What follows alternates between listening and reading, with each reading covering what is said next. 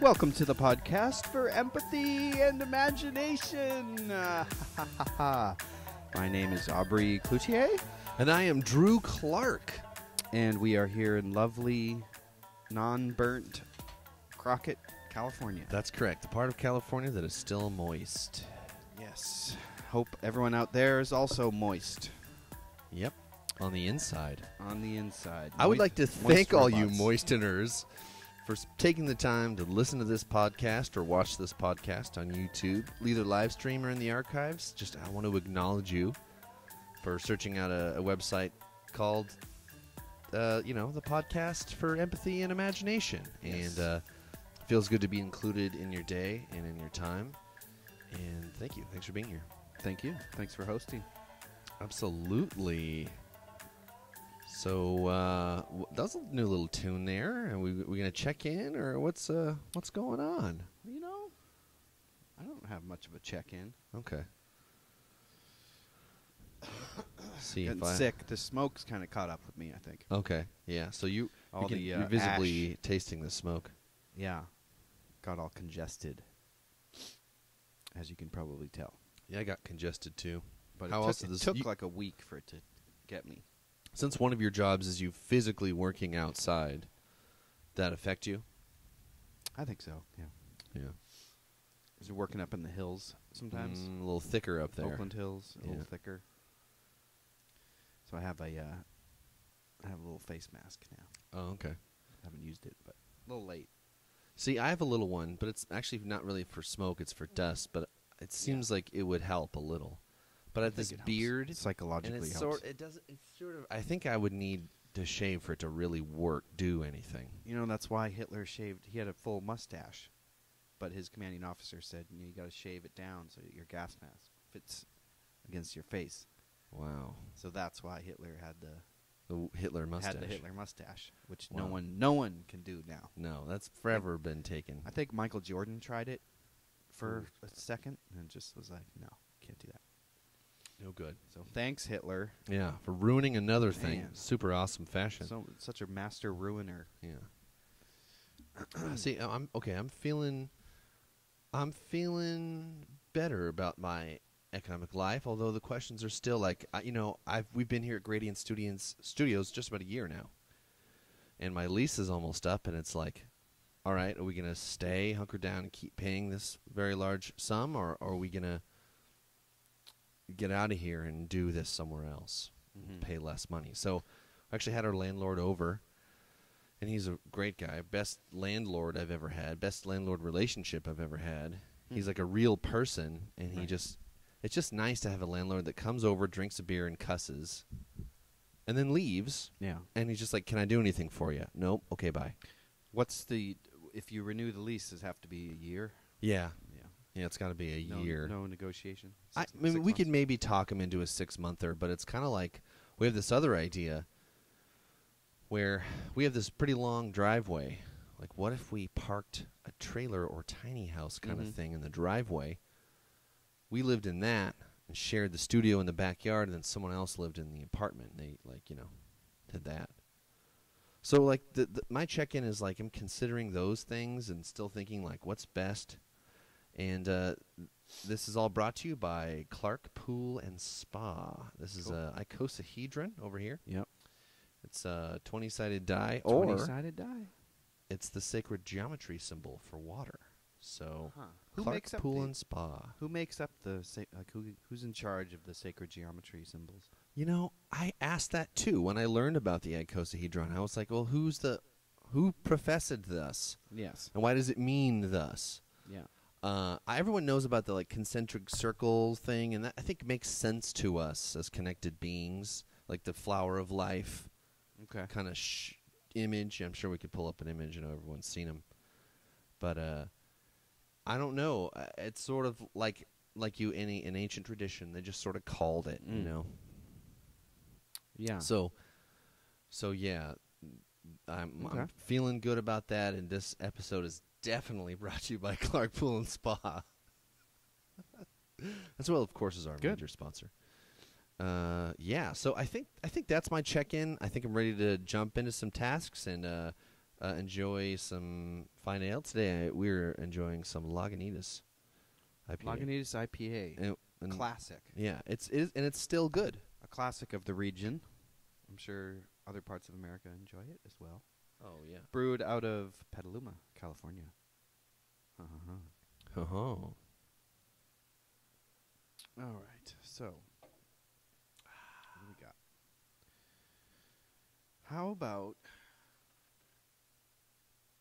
musical instruments? Huh? Oh, okay. Heard All of these right. things? I like those. You heard of this? You can look around. There's some in this room. Okay. There the is. topic What do of we got musical. in here? We got 1, 2, 3, 4 guitars. 4 guitars, 1 bass, drum set, and a bunch of microphones. PA, amp, Amps. microphones.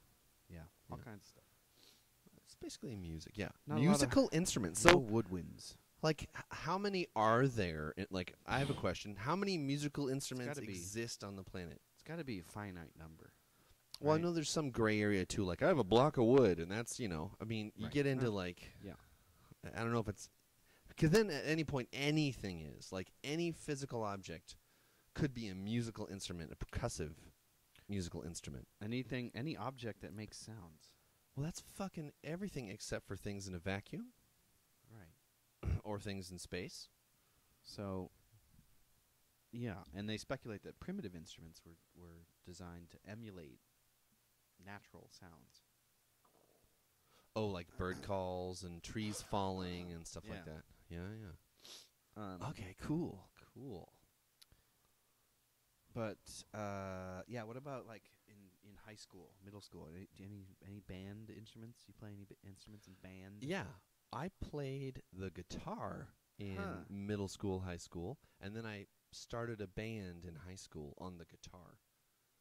They allowed you to play guitar. They didn't force you to play like bassoon or some shit. Well, it wasn't at school. This was an extracurricular activity. Ah, So it was basically my friends and I, we would talk about music we liked, and then I was like, I can play guitar, kinda. And they were like, yeah, I can play the instruments, kind of. And we joined a band. We made a band. We wrote an album worth of songs, most of which I've forgotten, and it was never recorded. Was it metal? Yeah. It was Heavy? It was heavy. But everyone else in the band was Christian, so they kind of wanted to call it like Christian metal, especially since a lot of the bands we went to locally were all Christian metal. That just was all we had access to out there. I went to high school in Don Pedro, California. Weird. It was all Christian metal. Yeah, Christian metal. So I mean, Why is that a big area for Christians down there or something? big time. Yeah, it's like the California's Bible Belt, sort of. I get, yeah, San Pedro. That's what St. Paul, I mean, there's a lot of them out there. Like right? there's so many. Like I remember the biggest Christian metal band I saw of this string of Christian metal bands, because my friends were all Christian, was POD, Payable on Death, and they used the guitar. Oh yeah, Point of Destiny. Mm-hmm. They use the guitar and the bass guitar and the drums and stuff, but they kind of have an ideology they're going for. There was some good music that happened. I didn't really care that they were talking about Jesus. I was like, I mean, that's not for me. Right. You guys enjoy, but that's what was available. And we wrote a song, and I remember the singer wanted to call this song "Death Rocks." And it has it had a heavy groove.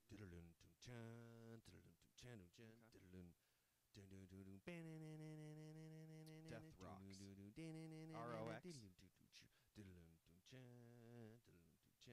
And I was like, let's call it Life Rocks, man. And I was the non-Christian guy. Yeah. I was like, let's call it Life Rocks because it can. Yeah. You can. And so it became Life Rocks. Life rocks. Okay. Life Rocks. It was screamed like that. We were in high Those school. words were in the song. Yeah. Was that the chorus? Yeah. Life rocks. Life Rocks was the chorus, and it was screamed, it's and it good. was a groove. Cheesy, but good. It was, yeah, we were Yeah. doing the best we could. It was a lot of open E, Yep. because Standard tuning.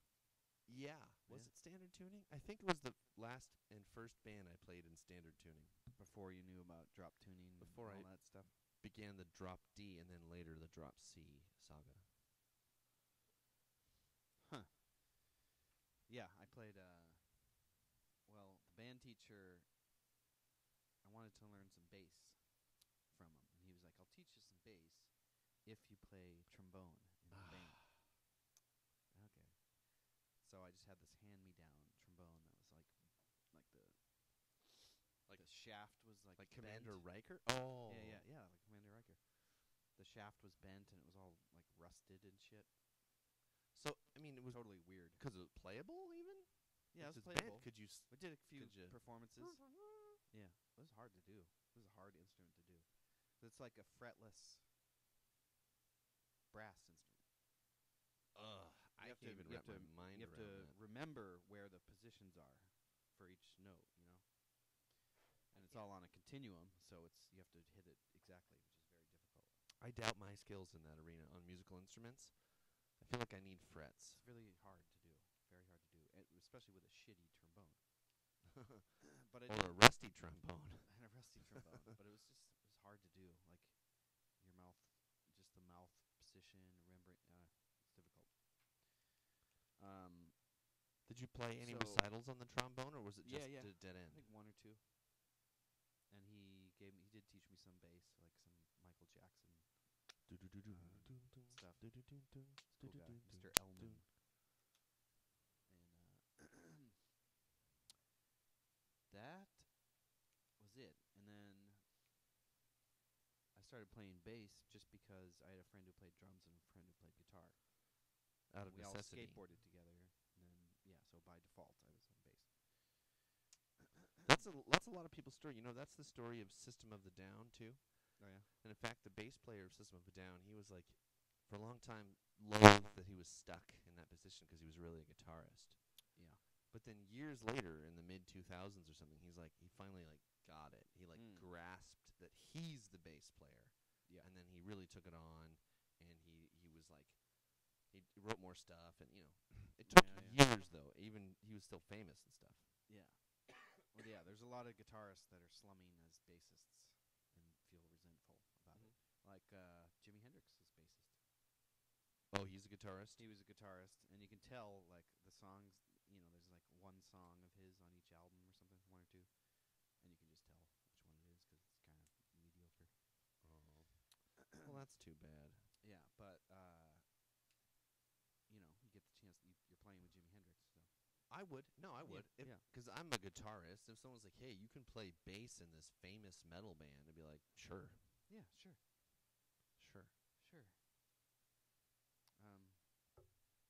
They recently found in 1995, they found a flute, which they estimate to be around 50,000 years old. 50? Yeah, 50,000. Okay, how many That's holes the in this oldest. flute? That's the oldest one. Well, Thinking, there's a picturing the fragment. holes. There's a fragment, and you can see 2 holes. Oh, but you can't estimate its total length and the distance and therefore assume the number of holes? No. See, I've seen too many movies where they would just do some math. Oh, and go, 4 holes. Sorry. Oh, okay. Yeah. That's crazy. 50,000 years ago. What was it made Making out a of? flute. Bone. Whoa. It just looks like someone hollowed out a bone. And then put some holes Wow. in it. But Well, how would why? you drill a hole? How could you? I'm just like, 50,000 years ago, the options are stones, right? Stones. Yeah. That's it. That's it. And stones and bones, those are your choices. Maybe if you Yeah. could find enough, like, iron ore or even lead ore before it killed you and use it or something, but Fire? Would fire work? it would help. It would definitely help. Fire good. Fire definitely. Yeah, as old as 67,000 years, maybe. Wow. Is this Half-Life carbon dating? I'm not sure. So that's the oldest known human-made It's the instrument. oldest known. Yeah. Okay. It's considered the world's oldest instrument. I wonder if anyone's tried to reconstruct a duplicate to attempt to play it to see what it may even sound like or what it might have sounded like. Yeah. Well, they think it's just 4 notes, diatonic scale. Like, what would that be? Like, like that? Yeah. Did I just pull a diatonic That's scale it. out of the air right That's there? probably what they were playing. That's probably the song they were playing back then. That's the diatonic scale song. Yeah. first instruments might have been just rattles, stamper, like drums. Like just rattled Beating something. on, just beating on something. I bet people would take Slapping. sticks and hit a log that fell. And probably slapping your body was even before that, you know? Yeah. We instinctively go like this. I know. What is that? So We many both musicians do that. One hand on the heart, one hand on the thigh, knee. I think one of the most flexible, and fascinating, and unique instruments is the human voice. Ooh.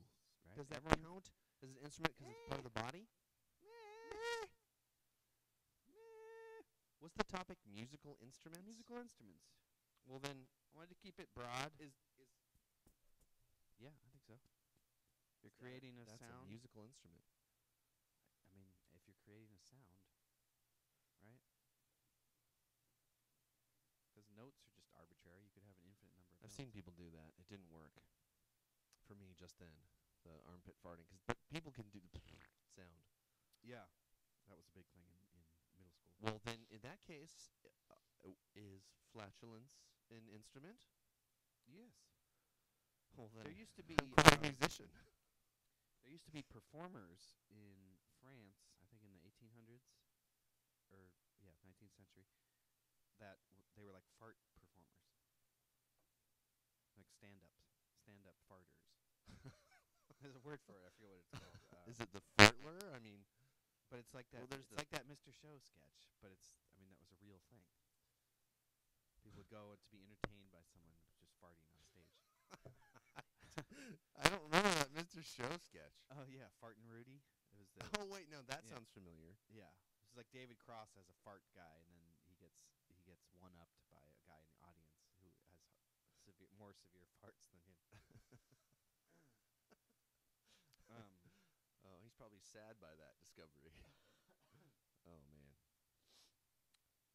People make their own musical instruments.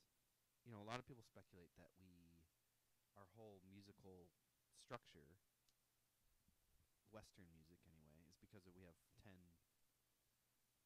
fingers, or 5 fingers on each hand. That are If we had, let's say, 6 fingers on each hand, would frets still be the way they are, and would guitars still have 6 strings, and basses have 4, and would pianos be the same layout? If I had another one here, like this, Yeah. I think we'd still have instruments that went like this, like bass guitars, regular guitar, cello. Like a Yeah. lot of instruments go like this with the strings. It might be a little different. I think even with the 6th digit, they would still be elongated fretboards. And Yeah. I think the piano would be the same. Mm. I think with Yeah. a 6th finger. Yeah. It's hard to know. It is but hard to know, but it's interesting to imagine. Interesting to imagine. That's what we do here. So we imagine. We imagine to interesting. One of the many things that we do. There are some exotic instruments, like the didgeridoo. Okay. Right? We had a guest on who brought a metal didgeridoo substitute. Oh yeah, Remember that? That yeah. was just only a few episodes ago. And that's an Australian instrument, Comes from the continent of Australia. rumored to have been around for over 1,000 years. 1,000. 1,000. That seems like an older instrument than that. 1,000. I mean, we had people making, gluing houses together 1,000 years ago. Yeah, but blowing into a big stick. I mean, that takes some evolution. They can be up to 10 feet long, didgeridoos. Ooh. Are It's there like any didgeridoo It's like a massive trumpet. Didgeridon'ts? Yeah, are there any didgeridon'ts? Maybe. It's like a massive trumpet, but you can't. There's no. You can't. There's no articulation except for your mouth, Yeah. which is kind of weird. Let's see if we can get a. Have you played a didgeridoo. didgeridoo? I've tried to. It didn't I really feel work. like it. I didn't feel like it went off very well. Yeah. Because you have to circular breathe, right? Like the. Yeah, so you can have a continuous tone. Now this instrument here, Whoa. see if you can guess what it is. It's called the harmonica, which is derived from harmony, and you can play. Never mind. That was basically a glass harmonica, Whoa. which was invented by Benjamin Franklin. Really? Yeah, and it's basically, this is a variation, but glass harmonica is crystal, like glasses. They could even be goblets, crystal just drinking glasses. And so crystal glasses of filled up with water at various levels, and that's how you determine the tone frequency. And with crystal, if you wet your finger and rub the rim, it makes a Eventually resonant it vibrates. sound. That's basically the principle of the glass harmonica, except the glasses are constantly rotating within a basin of water, so they're constantly wet. So you just have to touch it, and it makes noise. So you're just kind of touching these glasses that make noise.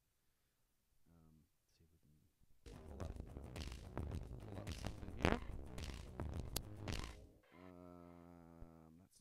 But okay. Not playback. It's not playback. Here we go. Here's some Tchaikovsky.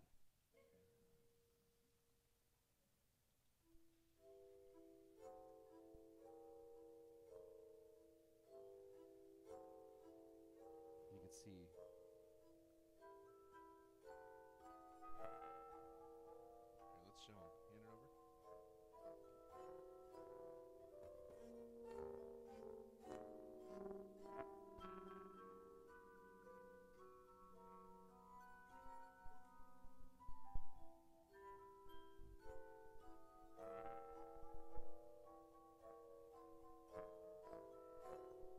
Cool.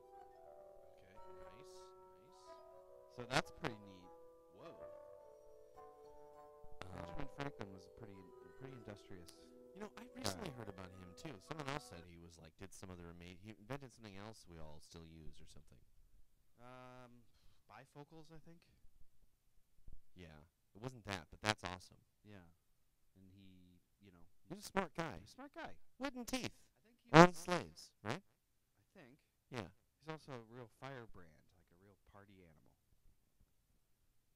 We member, need those. member of the Hellfire Club. I didn't know I think that. they were just a bunch of raucous gentlemen who would just go out and party and drink. Yeah, You know- sounds good. I forget. I think he was in Philadelphia. That's not just a bad thing, just to get together with your group and go and intentionally party hard. People Because need that. You do, and then if you do it there, then you don't have to do it other places. You don't have to do it at work and at home with your kids. You do it there. You just get it out of your system. Yeah. It's not like it's bad to have it. Okay, we're starting this group. We're going to be a drinking club. Okay, done. You don't have to beat around the bush. Yeah. Glass harp. That's what it's also known as. So there's some. It gets super obscure in the glass world with music. Like glass has this way of sounding that's pretty unique, and we get that way electronically sometimes. Like we sort of fake it. Mm-hmm. But electronic music isn't really faking. I make electronic music. Maybe Yeah, I don't think it's fake. maybe later I'll play one of my You're songs. simulating. Synthesizers can synthesize tones to simulate the Right. sound of a piano. Or a guitar, And piano is actually a percussion instrument. right? Because it's It's got the hammers. you're hammering. Bass is also considered percussion. How about a microtonal It's guitar? Guitarathon, the greatest let's, guitar sale on earth.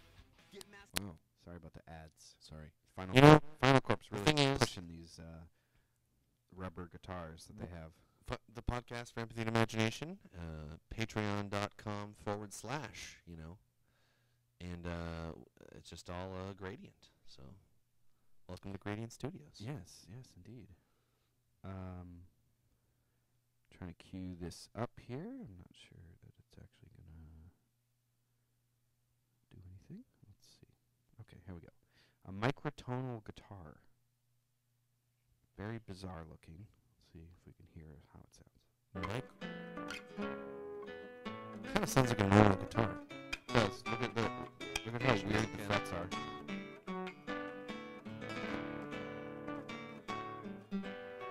That's fucking really weird. What is going on here? Like the frets aren't all the way across.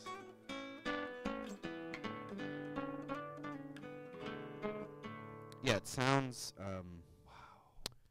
It sounds like the regular Western intervals of music. But why? How do you tune such a thing? I mean, it seems so complicated. It does, doesn't it? That's You know, the the frets sitar that does has the great power. sitar has movable frets. Hmm. Yeah, and I guess Western Indian music has quarter tones instead of half tones. So each fret on the guitar for us is a half tone. Uh-huh. So the sitar has twice as many tones. Have you played a sitar? I don't think so. No. Comment if you've played a sitar. I've played a sitar. It's fun. It's basically easy to sound good really quickly. Oh yeah. Like, I just kind of started plucking at it, and it sounded weird, but then I just sort of I found a little shape, and it just sounded really good for like a while. Just pretty quickly. Like, it wasn't hard to sound good. Okay, that's encouraging. Yeah. Let's hear it. Let's see if we can hear what this is about. How's everybody doing? A lot of Doing musicians, I'm fantastic. Doing well. musicians in quite a while, boy. This is a little nerve-wracking. How's everybody doing? A lot of musicians. The old We're going to be able to pull off of it. 5 minutes of intro nonsense on a YouTube video. This is a war guitar,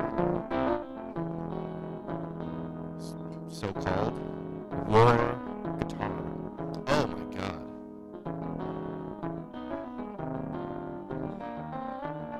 I think I've seen this guy before. I think he used to play a smaller instrument. Yeah, the stick. The stick is like the bass version of this.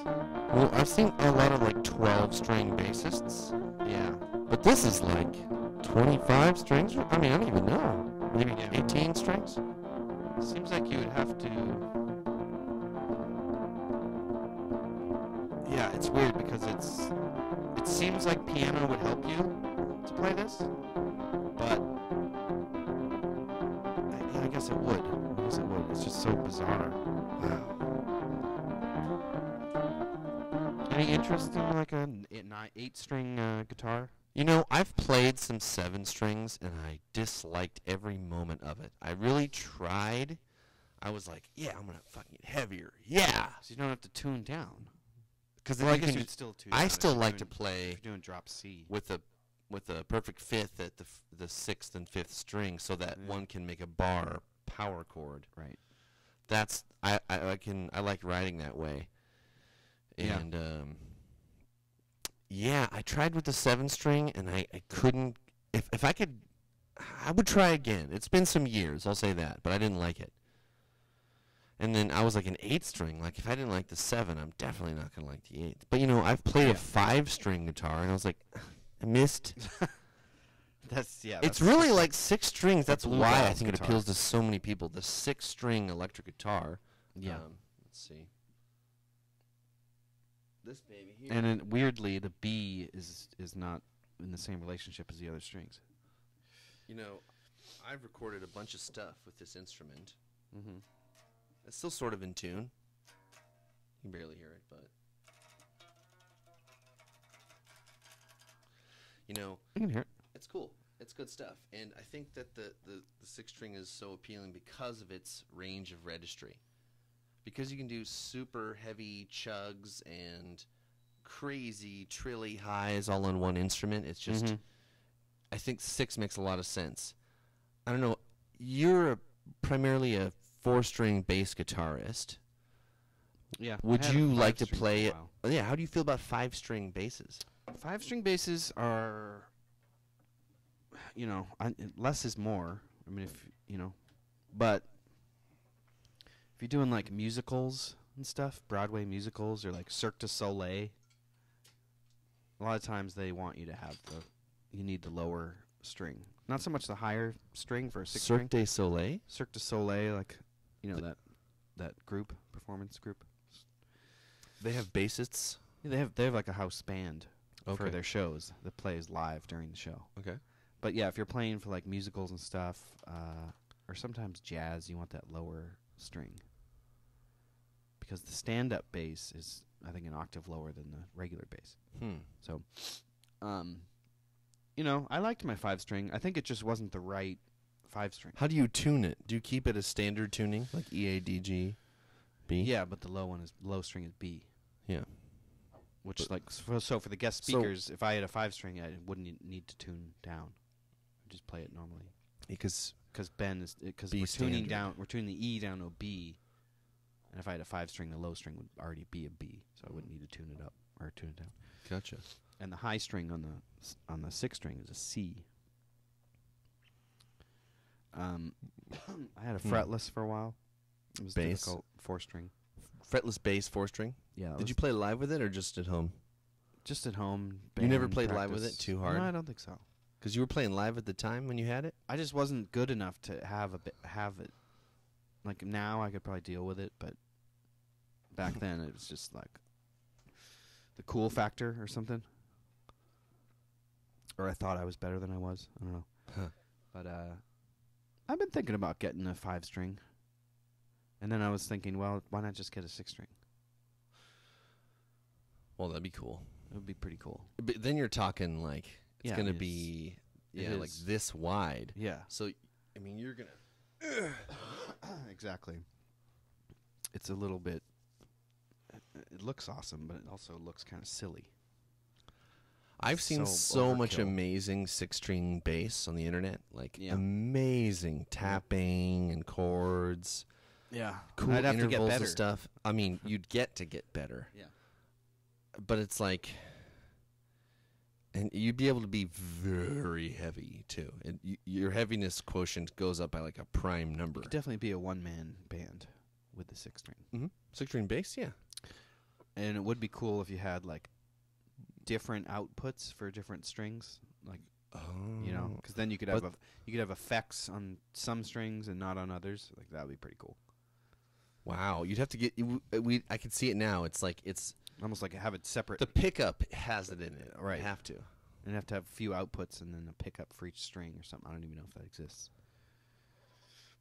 Comment below if that exists. Yes, please do.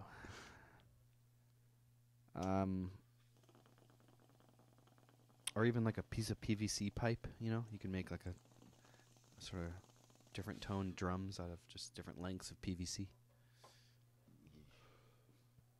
Musical instruments. Musical instruments. Drums, I mean, that's got to be one of the oldest. It's got to be besides voice. Just like a hide stretched over A gourd. yeah. Hmm? What is that weird sound again? Or you could take like a tree trunk and kind of dig out the middle Yeah. and then like stretch, put some holes, take some twine you made, tighten it around, boom, boom, you Yeah. know. You see a woodpecker, and you hear it, and you're like, oh. You just bang against something, and it makes a sound. And if that thing is hollow, it sort of makes a more resonant sound. Huh. But music, yeah, so musical instruments are pretty fascinating. How do people use musical instruments for empathy? Well, if you're trying to mimic nature, that's kind of like you're trying to imagine. I don't know. You're trying to almost be. You're trying to play nature, right? You hear the bird song, and then you make something to try to replicate the bird song. It's kind of like you're putting yourself in the role of the bird. Maybe there's some empathy there. I also know about musical therapy. People use Oh, right. musical instruments for therapy in even a less natural but more musical sense, where old people in certain states, they can hear certain songs that'll kind of bring them back to a time of pleasure, sort of, and they can remember good times for a couple minutes. Happy place. Yeah. Huh. Like, I remember that tune in the 30s,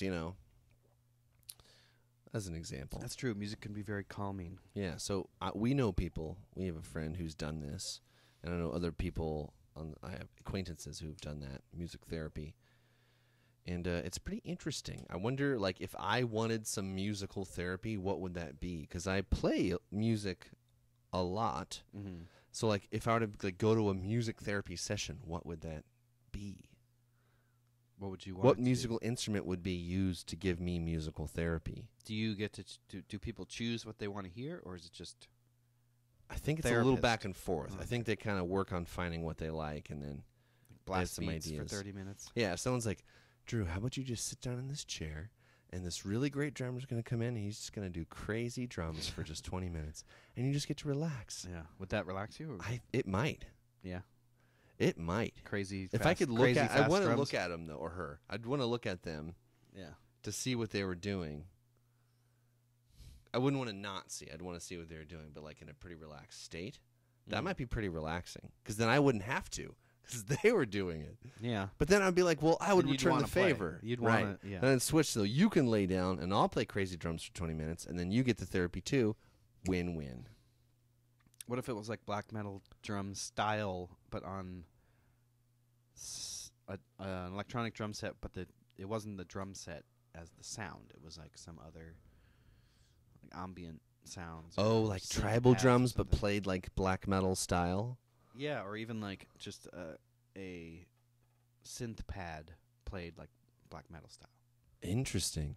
I've done stuff. I mean, we So it'd ca- be like we- ambient music, but you're totally thrashing the drums, but it comes out as some kind of ambient so like- layered. oh yeah, I chords get, or I get it. something. I get Yeah. it. So like big reverby kind of layered ambiance. Yeah. But played crazily. Yeah. Yeah, that sounds fun. I don't know. That sounds relaxing. Yeah. For the person hearing it. To do it would be difficult, but To do it, but maybe relaxing. You get in the flow state, you get pretty if you relaxed. get, as long as the rules kind of subside and you can just sort of do what comes to you, then it can be pretty fun. Mm. If there's a bunch of rules, it's not as much fun. Accordion. This is, the accordion is a what's the word? It's an instrument that causes disruption between people. It's Accordion? Yeah, the accordion has people who love it fully, and people who fully hate it and make fun of it in the organ, or not the organ, it's more of the accordion. Like it's like a joke in some cultures to Okay. consider playing the accordion Okay. as a musical instrument. Yeah. But in other cultures, it's mandatory, and they use it every year a bunch of times. Like what is it? Czechoslovakia? Mm-hmm. Some of their, some other, I think, Germany too. Germany, that's right, because that's where it was. That's where it was invented. Austria. Yeah. But it might have been based on a Chinese instrument that was over 2,000 years old. So it's kind of weird because it's not like a piano. There's no hammers. It's more like an organ, but you're generating the flow of air by pumping the accordion part, and then this right hand is playing the notes. Aren't Weird there Al, buttons Weird down Al, here? huge. But when this is happening, aren't there buttons on both that's ends? right. There's buttons on this side. Are you familiar with the Um, hate speech towards accordions? Yes, I think there's buttons. There can be buttons on the left this side. Yeah. Judy Tenuta was an accordion player. Also Weird Al Yankovic. Huh. So apparently he's a Well, Weird master. Al's not dead yet, so he still plays the accordion. Right, and I think he has perfect pitch. Pardon me. He's like a master musician. So that's my topic. Musical Oh my instruments. There's a gosh. lot there, but that's maybe part one. Okay, well, I have some questions. Oh, what's the most annoying? What do you think? Like, if you were to get your nephew a musical instrument, what would be the most annoying one you could possibly get? I have a couple ideas. accordion?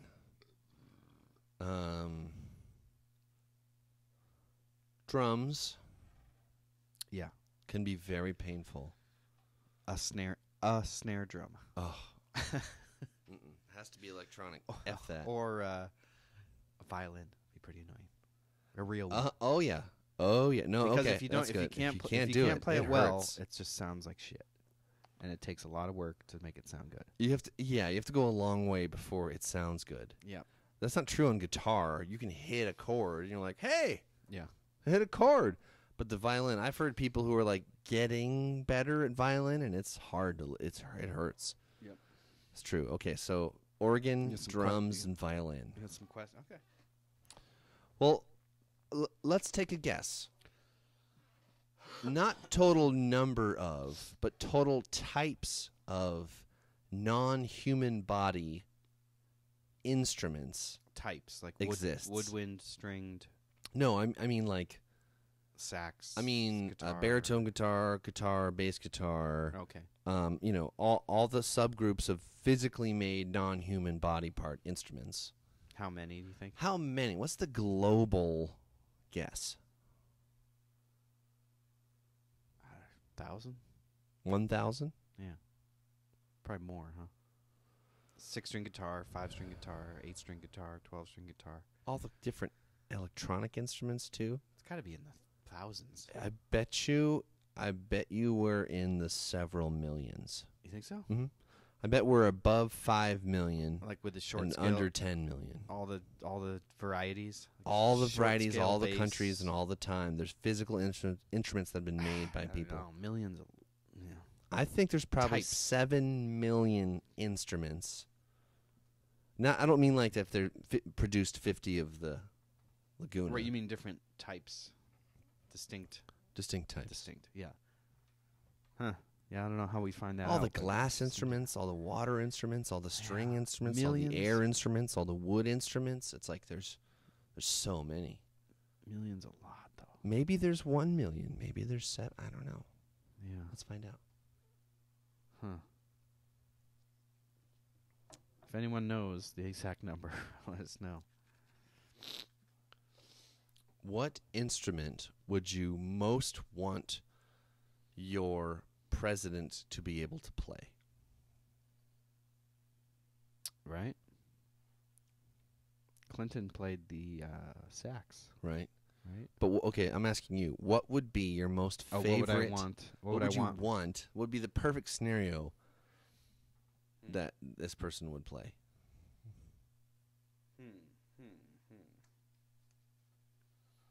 Be cool to have like a president who's like a kick-ass vocalist, Mm-hmm. Mm-hmm. like That's a true. really like mellifluent sort of sing-songy voice, like opera singer. Could style. totally sing like that on the drop of Yeah. a hat or something. Yeah, that would be pretty cool because he could just do it anywhere. That's a good He, answer. she could just do it anywhere. Guitar seems a little too. Yeah. I'm saying I picture keys.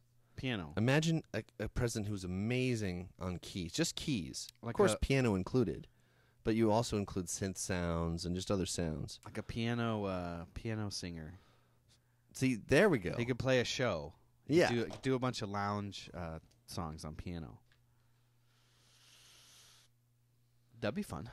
Cool. Like White House press dinner. Be a little or more like, something. "Buzz, He's hey, like, he's the MC. Everybody, dun dun dun. It's just time to listen up now. We're going to talk about some Yeah. loopy. Yeah, Check it's coming at you.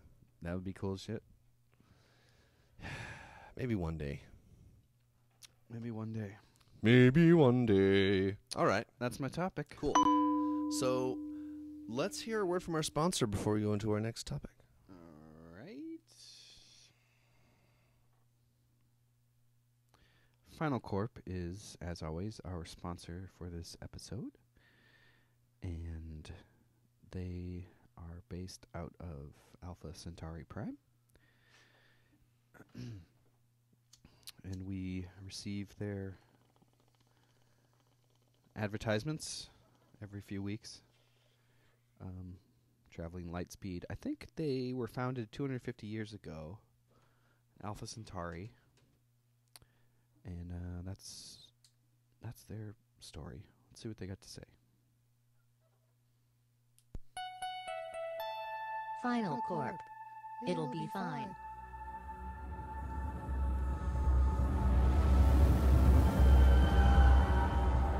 So cheery, so fresh. Final Corp is a products. super corporation with offices in New York, Los Angeles, San Francisco, London, Tokyo, Shanghai, Oslo, Zurich, Prague, Berlin, Sydney, St. Petersburg, the Moon, Mars, Saturn, Jupiter, Neptune, Pluto, and the Andromeda Galaxy. Yeah, Final Corp. They have a presence everywhere in the known universe. Yeah. Their return policy is no. Right. Very very equanimous of them. Let's see what they have. Did they send us something else here? Let's see. Final Corp. Okay. It'll be fine. Another cheery Final Corp. Man, I guess they don't have anything to plug this week. Well, I mean, we could speak a little bit about. Mayonnaise-based ice cream. Yeah, they're talking about a few new mayonnaise-based ice cream flavors. Of course, everyone knows about pockets of mayonnaise ice cream. Yes, You also have mayonnaise with mayonnaise pockets of ice cream now. that's right. So- differently aged Mhm. mayonnaises. Of course, we have barrel-aged imperial mayonnaise, which now they've turned into an ice cream. So, Mhm. it- And a beer, I think, too. mhm, of course. The mayonnaise IPA. Well, it's a creamy adult beverage. We'll say that. Yeah, I think it's IPM, Imperial Pale Mayonnaise. Okay. It's a little bit lighter in shade than your normal mayonnaise. It's got a little bit of a bite to it, and I think they get the bite in there by making it go bad. So it's sold rotten, and it's best imbibed rotten. Final Corp, the only corporation that has its best interests at mind. So, help us and Final Corp slide mayonnaise onto food. Final Corp, Help it'll us be fine. slide mayonnaise onto food. Yes, it'll be fine. Final Corp, it will be fine. It will be fine. All right, why don't you hit me with your topic? Okay, so this topic is a recent thing I've seen. I did watch a documentary and then I did a bunch of research. That did happen. Of course, Okay. I'm guilty of that sometimes. But I really think you are going to love this, and you're going to love the documentary when you watch it. It's All right. called The Red Pill. Oh yeah, I've heard of it. It's your movie. Cassie K. Yeah. Yeah. It's if you haven't seen it, She's it's funny because she started out with she ended up disproving her starting premise. so what I'm here to talk about Yes. is the men's rights movement. Okay. MRAs. Yep. Yeah. So of course, And I'm not talking about meals ready to eat. no. That's MREs. So this is kind of it's a scary topic because for a long time, including myself for a period, I called myself a feminist. I don't know if everyone knows this, but I was friends with and then briefly had a romantic connection with a leader of the feminist movement in San Francisco. Right. And Nightmare that was. and it ended up having its challenges, and I ejected. I was like, nope, this isn't working. I got to get out. And it was good for everybody. And that was cool. She's not a bad person. She's trying to figure out life just like everyone else. She has her own struggles and challenges. And it was interesting to the degree to which some of what I'm going to talk about is correlated with some of the difficulties that I personally encountered. I'm not going to go into too specifics there. I'm going to leave that part a little bit esoteric. Okay. But yeah, men's rights offends people sometimes when they. It's when a they, hated group. Yeah, it's Very basically some people are like really think it sucks. I mean, God forbid you should be a men's rights activist who is also white and straight. Well, That's a fucking. I'm very happy That's a stigma. that finally That's a scarlet letter right there. this portrait I'm talking about, race didn't come into the movie at all, Yeah, I know. which I greatly appreciate. Finally, a break, because Right. we're all humans. We all came from Africa. Let's work this out. Well, let's dispute on that. Well, There is dispute on that. what dispute are you talking about? That we all came from Africa. What do you? I don't think there's a dispute on that. What are you talking about? There might have been another group, but let's table that. That's a whole ball of yarn right there. In North America, small group, only a few thousand made it across, spread out and became Native Americans. Okay. Similar stories applied in the Europe and Asian continents, all from, historically speaking, I'm interested to see what you're talking about, but as far as all the historians that I know, there's nothing but overwhelming proof that all of human civilization is from the Fertile Crescent of Africa, Oh, okay. and that they moved out and the continents then separated, and so on and so on. Mm-hmm. And we're all really closely related to probably Genghis Khan Right. and a few other people. We're all related to each other. in So some sense. basically, that's my focus about the race topic, and my brief interlude of like how I've enjoyed that God, it's that so this topic fucking wasn't tiring. about that. Right. It's because it's so tiring. Yeah, because there's The whole nothing we can race do. thing. There's no right answer. And it's like the race relations and the whole identity politics just fucking got way worse under Obama. Sorry. Well, tell me what you think, and then I'll go into this. I think under Obama, race tensions just rose. They didn't dissipate. There was no hope and no change. It was things got worse. Like racially, what? Give me an example. Like, what's something that got worse? I mean, maybe you're. I don't know. That's just a feel. I don't have any exact stats, but I mean, unemployment. I don't know. It's a whole thing. It's a thing. I don't have a specific like this guy and this guy. But you aren't friends okay? anymore. Is this true? Do you generally feel that Obama's presidency, before and after, you find that there's heavier race tension now than before? Yes, than before his presidency. Yes, absolutely. Okay. I think I could agree to that. I mean, just look at. I don't know if I'd blame him, but I would agree that that's and occurred. not saying it's all on his shoulders, but it happened under his watch. Right? Well, I mean, what? So, Then I go, well, what do they even? I mean, How think much about, control do they really think have? about like Black Lives Matter and all that stuff. Fuck the police. I liked it better when it was called Fuck the Police. But anyway, Red Pill. Why don't you tell me about? Okay. Why don't you tell me about that? All right, so we got a little tangent there. We're bringing it back around. Bringing it back around. The reason we went on a tangent is because this is a sensitive topic near other sensitive topics. Mm-hmm. And so let us proceed with empathy and imagination to discover what we think. So Let's the do it. website A Voice for Men is about that. It's a voice for men, which is like, but men are all the voices. Why do you need a voice? Is the kind of That's the- common That's response. the knee-jerk reaction. And I can Men have been on top forever. Why do they? Who cares? They've been oppressing everybody. So now it's our turn. I can empathize with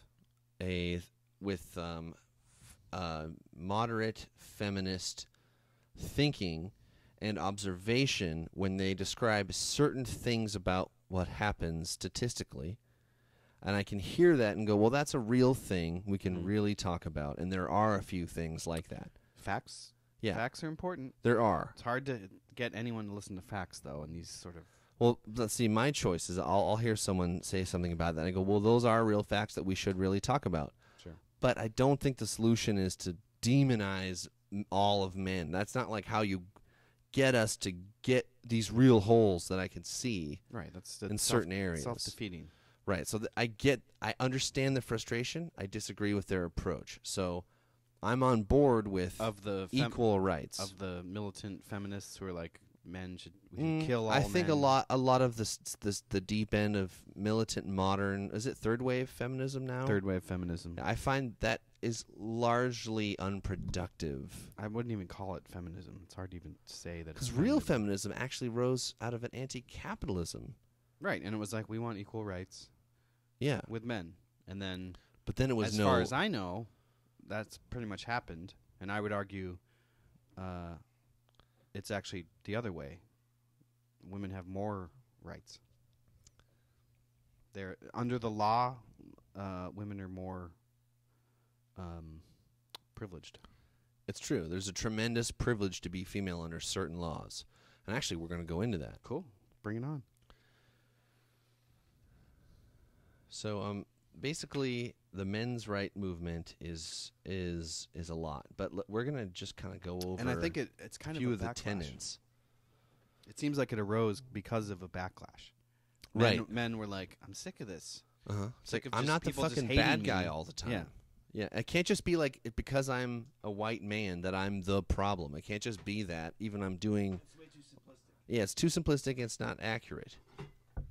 And then the thing about saying, well, I could never understand you because you are a minority, different gender than me. Like you couldn't understand me. That's just a narrative that isn't true, because all people connect and all genres share. Well, it's like saying, well, you're not a You're not, transgendered, African American, homosexual. well, you're not. You don't fly small planes, so you have no.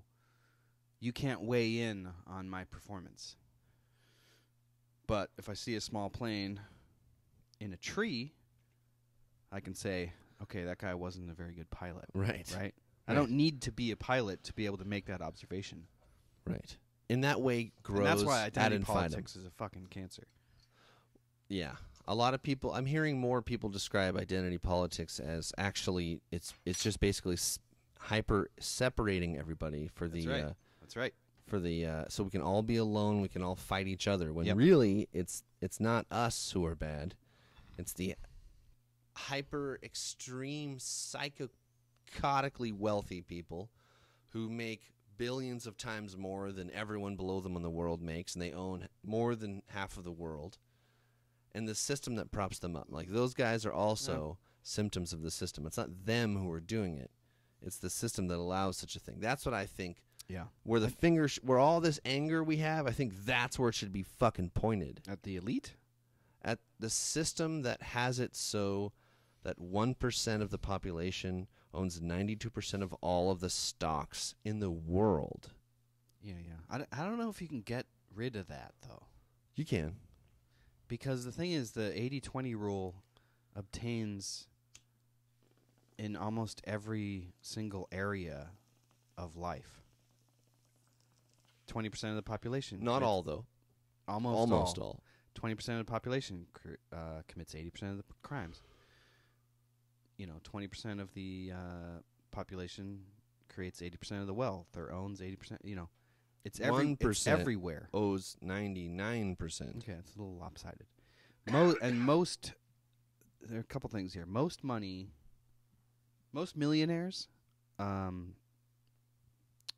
didn't start out as millionaires. Which is to say, most millionaires they didn't inherit their millions. True. Most of them are self-made. Right. Well, But there at are least partially self-made. mega dynasties Yeah.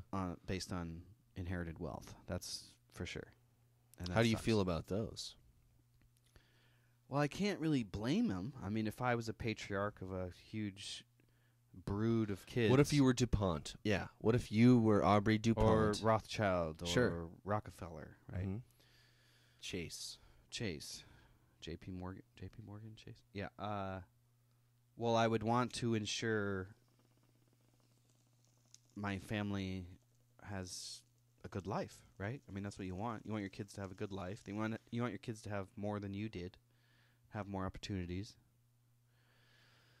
The question is really like, well, how much is enough, right?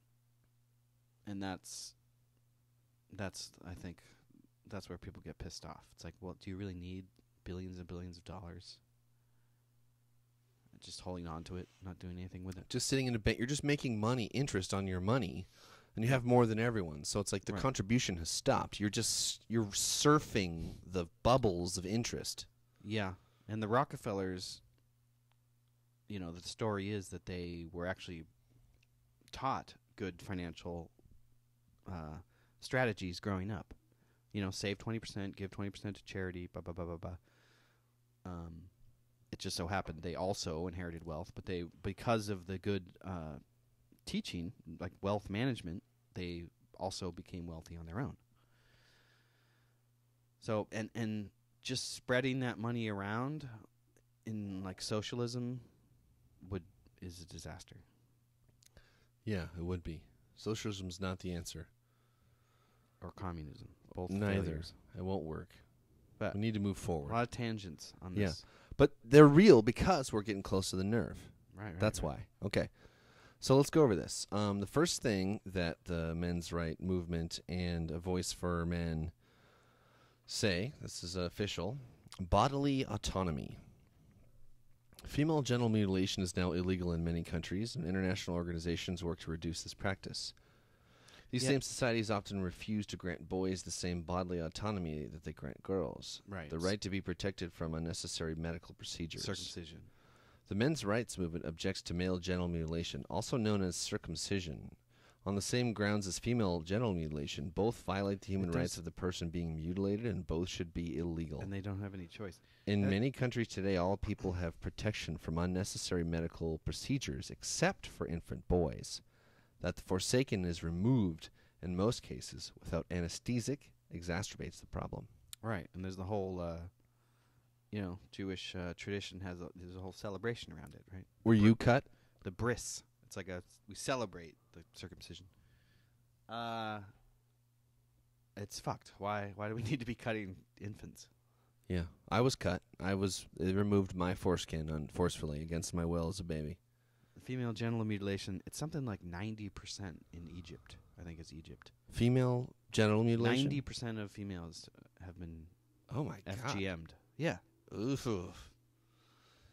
And it's like, do you want the men in your society to just give up and go home and play video games? Yeah. Like, no, don't do any mutilation. Then guys will want to do shit to impress women. Build some bridges, do some stuff. But if you tell them like, yeah, she's mutilated, you can't have orgasm, or it's gonna be very difficult for her to have orgasm. The guy's like, well, what's the point? What's the point? Yeah. Why do I even try? Yeah. Because Right? that's why we build bridges and spaceships and shit. That's why men do anything. Their own egos and to get laid. Yeah. That's it. Or women in general. Or for their Offspring. descendants. Yeah. Right. Okay. Many do not know that the foreskin of infant boys are not destroyed as medical waste, but are rather put to a variety of uses. Ugh, God, this is While it is true a few are used for medical research, the majority go to cosmetic companies. In some countries, the sale of Wow. foreskin by hospital is known as a lucrative business. wow. So anti-wrinkle cream is what the foreskin goes into. So that is we actually fucking have to fucked. remove the 5 most sensitive parts of the male penis. The 5 most the most condensed areas of nerve ending and cell density are in the part they cut off. The rest has It seems barbaric. it's insane. It does seem insane. It's bad. But it's also part of the Judeo-Christian sort of paradigm. Right? Well, the thing is you got to prove. it's no good You got to anymore. prove to me. God says you got to prove it. You got to prove that you're loyal. Got a piece of flesh off your son's penis. you know, come on. that's too far. Let's reform all the shitty ideas in all the religions. That's a really shitty idea. Let's stop that. Yeah. Okay, so let's move on. Disposability Of All foreskins. of men. Oh no. of men. Yeah, This yeah, is, yeah. of now course. we're back to Of course, this is the right, next right. topic. I got it. Yeah. So bodily autonomy was the first one. Yeah, men are disposable. That's So this disposability. That's All okay, societies that's okay. consider men to be disposable. Yep. Men face conscription into the military and can be forced into combat against their will. Men overwhelmingly take the dangerous jobs in society. Yep. In general, men are expected to be prepared to give up their lives for the good of the community and specifically protect the lives of women. This is also ingraded that few people, men or women, recognize. Fewer still object to it. yeah. Oh, they only kill they don't kill women and children. And that's got to be as old as time. Right? It is. Because It's too old, actually. You want to keep women around because they're magical wizards who create life. And the kids, you don't want to be killing kids. So kill the men. Fuck it. Because they're the threat. Right? The MRM rejects male disposability in the modern world. While it may have made sense for a society in the past to be prepared to sacrifice its men for the survival of society, the MRM holds that it is no longer necessary. With a population exceeding 7 billion, that might reach 10 or 11 billion in a few decades, we no longer need the ability to quickly recover numbers, and so the original reasons for male disposability no longer apply. Yeah. So pretty rational, I pretty mean, reasonable. I don't know. Do we want women like shooting AK-47s at other women's heads? I mean, is that what we want? It's that or male disposability. Yeah, I'm conflicted. I mean, you got a guy hauling 60 pounds of gear with a fucking Gatling gun strapped to his body, raiding some place in Fallujah, putting blood and brains on the wall. I don't know. Shouldn't the women be protected so that they can make more life? Shouldn't? I don't know. I mean, I think Would it be more beneficial to human well-being? I don't or know. do we want men and women side by side in the fighting ranks, shooting each other? Well, I don't think we should be fighting at all, but I do think Right. we should talk about that that question anyway. We should talk about it. Like we don't have the answer. Modern warfare is also one of the most metaphorically homosexual acts. Actually, most warfare, not even modern warfare. Subconsciously maybe, but think about even in medieval times. You have this long, rigid shaft that you're plunging into another man. That's pretty symbolically. Okay, Symbolically, I hear that's that. very I hear that. homoerotic. And even with the bullet, right? The bullet, everything. Like, why is it a shaft? Why is it a rigid phallus that you're shooting into other young men, right? There's a great book about this called The Black Ship to Hell, which is a kind of a Freudian interpretation of this very question. Anyway, go ahead. Wow, nice aside. Okay. Back to the MRM. Domestic violence. Men constitute between 1/3 and 1/2 of all victims of domestic violence. A similar proportion of domestic violence aggressors are women. In about half of all cases, each partner is both a perpetrator and a victim of domestic violence. The notion that domestic violence is a gendered issue is simply not supported by the evidence. We object to all domestic violence regardless of the genders of the people involved. While women's shelters receive government funding in many countries, very few men's shelters exist. I think there's one in the U.S., and there's something like 400 women's or men were rejected unless you're the age 9 or below. Do you know where that was? I think it's like Is it in a weird state or is it no. I'm gonna mess it up, but it's something like this. It's like in the Bible Belt somewhere. Okay. There's like one actual like battered men's house. One in the country. Yeah. And battered women need their battered women houses. And sure. Dang gosh it, we gotta allow men to go there. Yeah, anyone can be battered. You know what I say about domestic violence? Tell me. Together we can beat the shit out of domestic violence. Only together though. Okay. You and me, babe. No. So what do you do about that? Have you been one in 4 men have been a victim of domestic violence? Are you willing to share if that's happened to you? That's not happened to me. I mean, You've never been hit, threatened? No. No? Well, not hit in any kind of painful way. Okay. Hit on the shoulder, maybe. Not seriously. Not seriously. But think about, like, a woman comes to your place and she's like, "Oh my God, Drew, can you help me? My boyfriend beats me. He's just beaten me." Mm-hmm. She's all bloody. Do you call the cops? No. No, because you're fucked. If you call a cop, you will be seen as a suspect if you call the cops. Right? Well, that's not why. One person's bloody, one person isn't. They're gonna say, "Oh, well, clearly the guy was the aggressor here." So it's a problem. I say, how about nobody beat anybody? Yeah, and of course that's what they advocate is all violence be put into check, and that men be included in the list. Really, 1 in 3 women in America will be a victim of some type of domestic violence.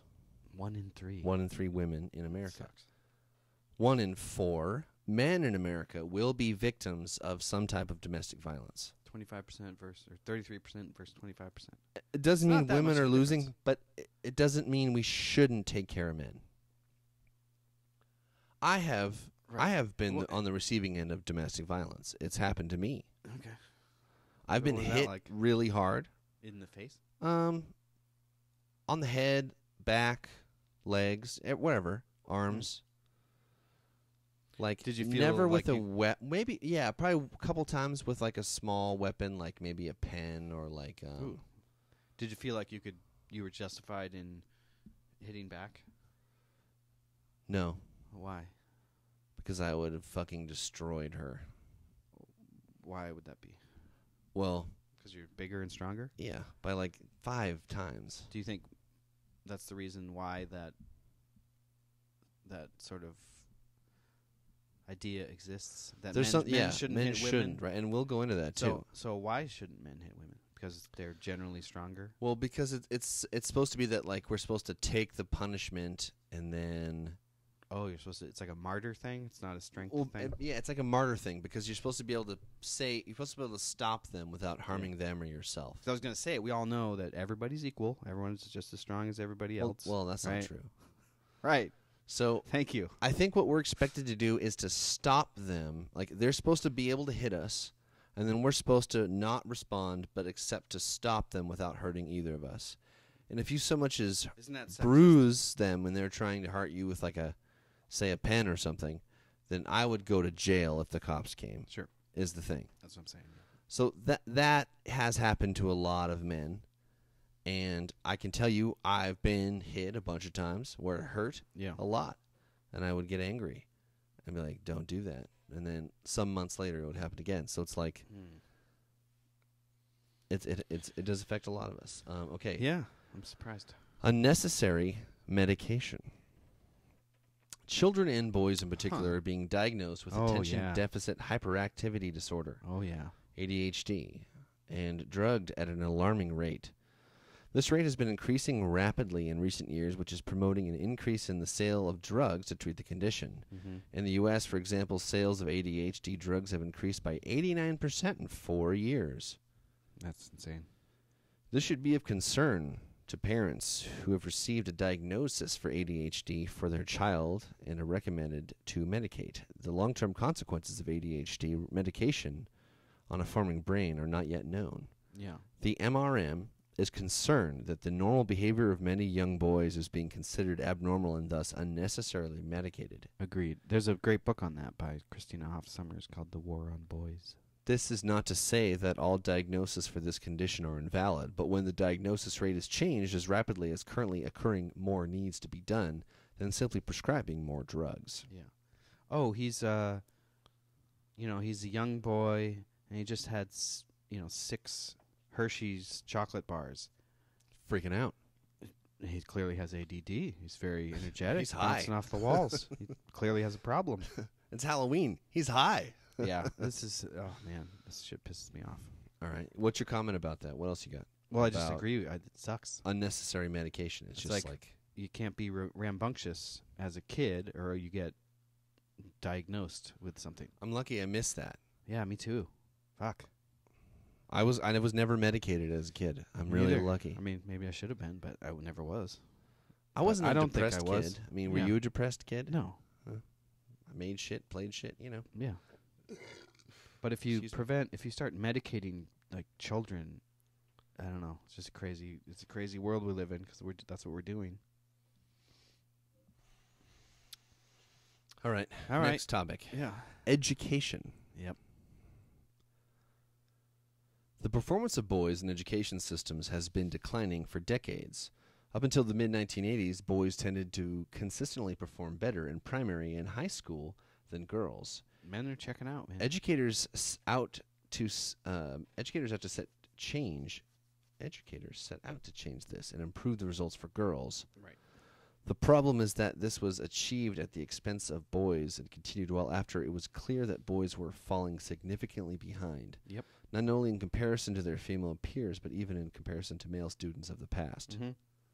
Less men are going to college. More women are graduating college. More men are checking out. You've heard of the MGTOW movement?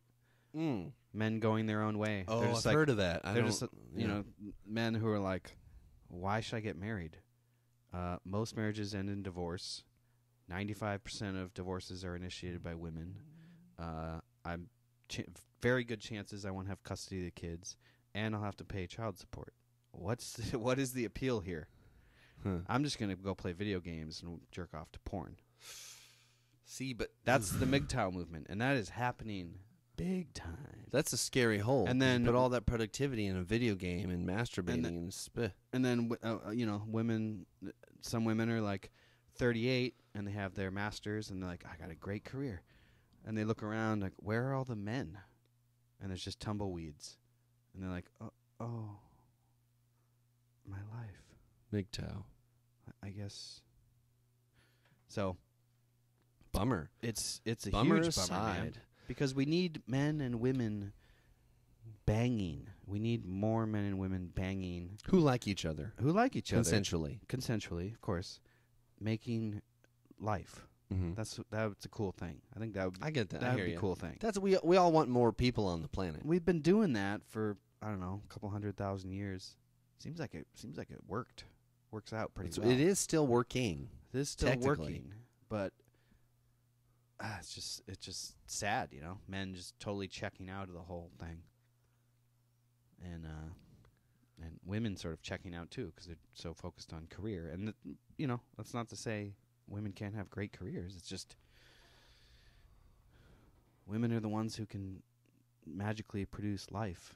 They're the true they wizards. carry a little thing around and then it falls out and then they feed it from their body. Yeah. We can't do anything like either of those. No. We can kill thousands of We can sperm a feed day. them. Yeah. Well, we can feed them. We could kill things and bring it home and Yeah. go, here you go. So when men lose their sense of purpose in the view of society, then of course they're going to check out. I'm like, well, if I can't provide and I have no function, what am I doing? Why am I even participating? Yeah. For example, education research clearly shows that boys tend to do better in exam assessments and girls tend to do better in in-class assessment. Relative performance in male and female students can be tracked with changing assessment. There has been a clear move away from exams and towards in-class assessment in the last few decades. One notable exception was a recent reversal of this trend in the UK. As expected, the performance of boys in the UK improved with the increase of exam assessment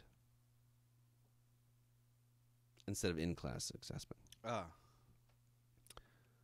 Increasingly, students have less and less time to burn off energy and are expected to sit quietly in the classroom for hours at a time. This is sometimes characterized as the incredible shrinking lunchtime. Ooh, well, this is probably affecting many students negatively. The evidence suggests that is generally more of a problem for boys. It is interesting that this should be happening at a time when office workers are entreated to stand and move around more for their long-term health. Right. Alarmingly, research shows that in recent years, teachers have been academically marking down students with alleged behavioral problems, and this has overwhelmingly impacted boys. Yep. The MRM objects to significant gender biases in primary and high school education systems and seeks to reform the system into one which boys and girls can benefit. The problems don't end here. Men have been abandoning the dream of a university education in droves, partly because many universities' campuses have become very hostile for men. Yes. In many U.S. universities, if a man is accused of sexual assault against a woman, You're fucked. he's not allowed legal counsel. He's not allowed to know the details of the allegation. He's not allowed to know the name of the accuser. He has the burden of proof placed on him. His opportunity to mount a defense is restricted. His right to due process of law is curtailed. And then throw into that mix the sort of hoaxed cases of assault. There's some, And so you can see why guys are like, I'm not even going to go near that. That's like kryptonite. Women. That's just problems. I'm not even going to deal with that because I could just. What's the win? There's no win for me. it's too dangerous to try to interact because it could Too be dangerous. It's like discouraging the urge that we all so carry. Unfortunate because that's what keeps the population going. Right. Maybe you don't want to do that in college. I don't know. Yeah. I don't know. Okay. The whole idea of rape culture is like misguided, I think. It's unfortunate that rape occurs, but men are raped a lot too. Well, and there's no care for the rape victims. Statistically, more than women. Well, That's I've not heard more. I've heard that because of prison. Well, okay, well, Yeah, that's a fact nobody wants to hear. Way more men in prison than women. are raped. So if we want to be equal, we got to get more women in prison, man. Shit. But the idea of rape culture, I mean, that's like saying, rapes happen, and it sucks, and it's unfortunate. But just because something happens doesn't mean that the culture condones that thing. I mean, that's like saying, well, some people skateboard in America, so it's clearly a skateboarding culture. Like, that doesn't make any sense. I mean, That we don't. We it would, you it know would what we make do? some sense if you had very little information. Do you know what we do with rapists? We persecute them, or we prosecute them, and we put even them in jail. prison culture, and like there's- child and molesters are often murdered and by there's- inmates. and there's laws against it. How can it be a rape culture if you have laws that penalize people that do it? Well, Come on. there's some evidence to describe where certain precincts have received several thousand rape kits, and they've never even looked at them. They're like on backlog. We're talking thousands and thousands of cases across many, many states that the funding doesn't exist to like process them. So that's But that- happening. But to say that there's a rape culture No, sort no. of implies But to say that, there are strongholds yeah, I'm just keeping rapists safe. I'm just objecting to the term rape culture. Mhm. I think it's stupid. Well, can you hear that there are institutional systems in place protecting rapists now? Yeah, I mean it's called Hollywood. Well, of course. But I also mean what I'm talking about with the Okay. rape kits that are on backlog. Both Okay. of those. Yeah, I didn't Hollywood know about, I also. didn't know about that, but Right. yes, I agree. There's So right Some now, if people are you can just protecting rape people rapists. there, It and they can sucks. do what the fuck they want, and it doesn't matter. And so Yeah, that's happening. that's a travesty. So that's an institutional example of that, is what I'm saying. Okay. Yeah. Okay. It is not surprising that the bulk of such accusations result in the male student being expelled or banned from campus, which generally results in his failing courses even when there was little evidence against him, and he is subsequently cleared by the criminal justice system.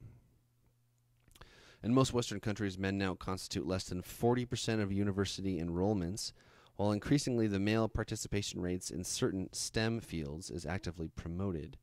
There is still interest in addressing the falling university participation rates among men. So, this is like, you're kind of cracking up, a lot of people listening to this are kind of cracking up a new door. They're kind of like, well, I don't really think, Or getting outraged, or Oh, yeah, maybe, I mean, some new lights shined into some darkened some corners, or something. feminist angle. I hear your rage. You're like, no, you don't get to say everything's our say, but like, this is real too. So, and I think you'll get more of you want if you help us get what we want, and then we can, like, it almost, Yeah, you we start gotta work the engine. together. Yeah, The only way we can get past, solve crimes and be safe is working together. We got to work together. We can't all be islands yeah. of identity. And money does that. Speaking of identity politics, Oh, okay. money is Money hyper separates us? individuating. Money separates us. Your dollars are not yours and your friends. They're yours. Those are your dollars Yeah, to but the person. the only way I can make dollars in capitalism is Well, to give You have to. others things that they want That's not what or I'm talking about. desire. But or when you need. that's that way. Of course that way exists, but you don't have to do that You don't have to do that. You can be because you can homeless. stock market and you don't have to give anybody fucking shit. You can just take. When you buy stocks, you are No, I purchasing mean I something know, from no, I mean the somebody. people who are using robots to day trade, stealing pennies out of people's basically, and Yeah, they're yeah, making billions a year. That's what I'm talking about. Right, okay. They're not The providing office- value. The office space scam. Right. So they're not providing value. They're just skimming. So when you work, Yeah. you provide value and you get paid for it. That's cool. I'm talking about the other way. When You're you talking- okay, I when see. you spend outwardly, not when Uh-huh. you're getting in. So that's Okay. like different. Okay. So when you spend outwardly, it is just yours. Like you and I don't have any money that's ours. No. We both pay for things we assets, want. Assets maybe. Like shared some of these equipment cables or are both of ours Yeah. or whatever. Yeah. But yeah, we don't share a bank account. unfortunately. Isn't but so that's what I'm saying. Okay, now Yeah, next. I agree. Thank you. Next topic. Father's rights. Oh boy. The family court system in many countries is heavily biased in favor of mothers. That's an understatement. In many countries, courts still show a strong preference for granting custody to mothers over fathers. Yes. Non-custodial fathers often find themselves with very limited access to their children, and True. routinely find that breaches of court's orders by mothers, such as not allowing visits in accordance with court orders, are ignored or receive only a token response from authorities. Many men fight in court for years to get reasonable access to their children, only to give up in despair when they're unable to continue funding their court battles and they realize the system has failed them. Yeah, Mhm. like my dad. Yeah, you want did to talk. that. You want to talk about systemic or institutionalized discrimination? I mean, there it is. Built into our very laws of preferential treatment for based on your gender, Father's rights. father's rights, mother's rights. It's right there in the law. Child support, alimony, all that. Yeah, it's pretty rough. It's pretty rough, man. It's a rough road. It's a rough road to go down.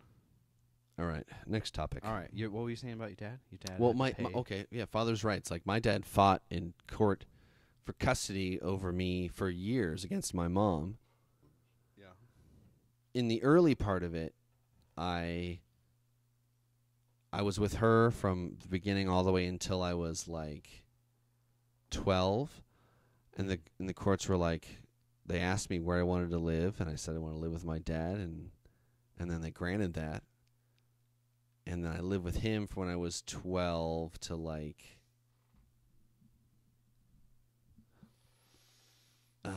16 or somewhere right around there, 18, 17, something like that. No, because I finished high school. So I guess I went from 12 on, but then after that I moved back in with my mom. Mm-hmm. And there was this, but before that there was this whole battle and alimony, and it was like one of my parents, I watched them break a telephone. They were slamming it so much that they smashed the telephone into pieces when they hung up the phone after talking to my other parent. I won't say which. Right. And I watched that as a kid, and I'm like, damn. It's all because of me. Yeah, well, I did. Of course, I felt some guilt, but I didn't take a lot of it on. There was a little bit, but I mostly didn't. I mostly didn't take. I was like, no, they both think I'm cool.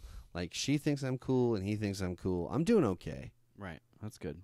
They both love the shit out of me. They just couldn't. Yeah. Wow. So there you go. There's some news on Drew, too. All right, next topic. Health.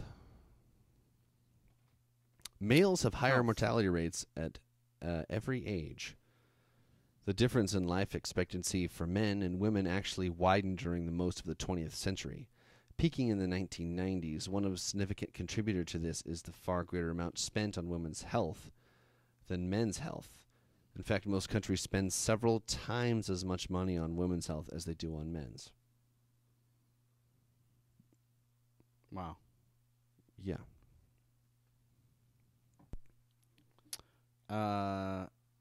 Yeah, it's funny because it's funny when you hear, like, we need to pay more attention to minorities. Do you know that men are a minority? Barely. Yeah, barely. 49% to 51%. I'm happy to listen to minorities. I want to listen to every single minority. Also, I want to be. If you want to listen to minorities, you should listen to men. Well, I hear what you're saying. Right? All right. I'm just going by facts here. I hear you. I'm going by facts. This is technically a fact. I'm trolling a little bit. Yeah, it's a troll fact. But it That's is a fact. It's auxiliary fact. Okay. State discrimination.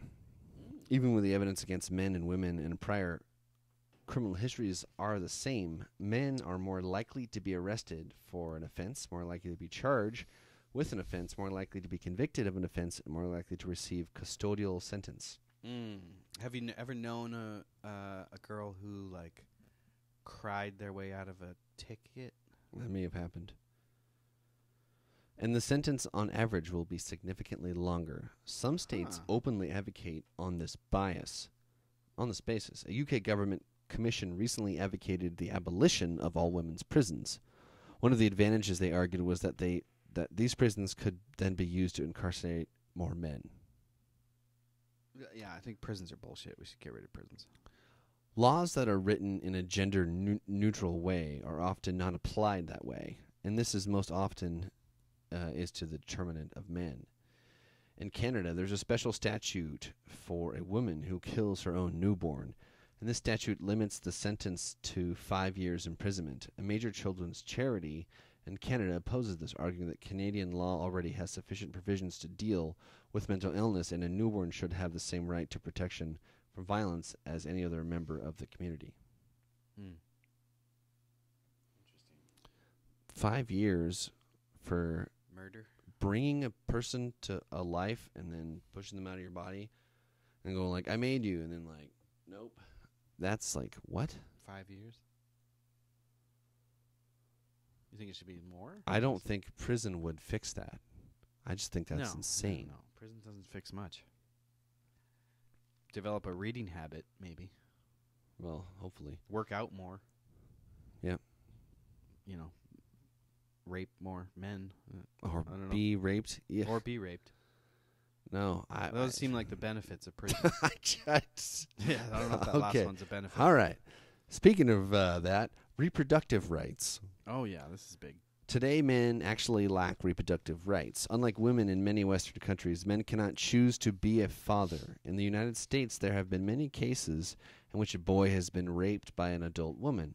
The boy was not legally able to consent to the sexual activity, and yet when the woman became pregnant, the boy was required to pay child support, including back payments on reaching the age of 18. That's fucked. Many men have been ordered by courts to continue supporting a child that is not theirs, even after their present conclusive evidence, such as the results of a DNA test, showing that they are not the biological father of the child, and in some cases had no relationship with the child at all. These are our current rights. Insanity. It's insane. It's our current rights, This is the fucking world we live in. An insane, topsy-turvy world. right? Everything's inverted. There's no... You want to be a badass? Go achieve something cool. You know, be a paragon of virtue and awesomeness. No. If you want to be famous now, just be a victim. Just be a victim. I've heard recently... Don't do anything cool. Don't invent new stuff. Don't come up with cool ideas and kick ass. Just be a victim. You will be celebrated. You've heard the Oppression Olympics. Oh, yeah. I've heard that term recently. I don't want to offend... I abstained from the Oppression Olympics. Yeah, I don't want to offend people who are truly oppressed, and there are some. Well, that's what the Oppression Olympics does, is it trivializes people who are actually oppressed.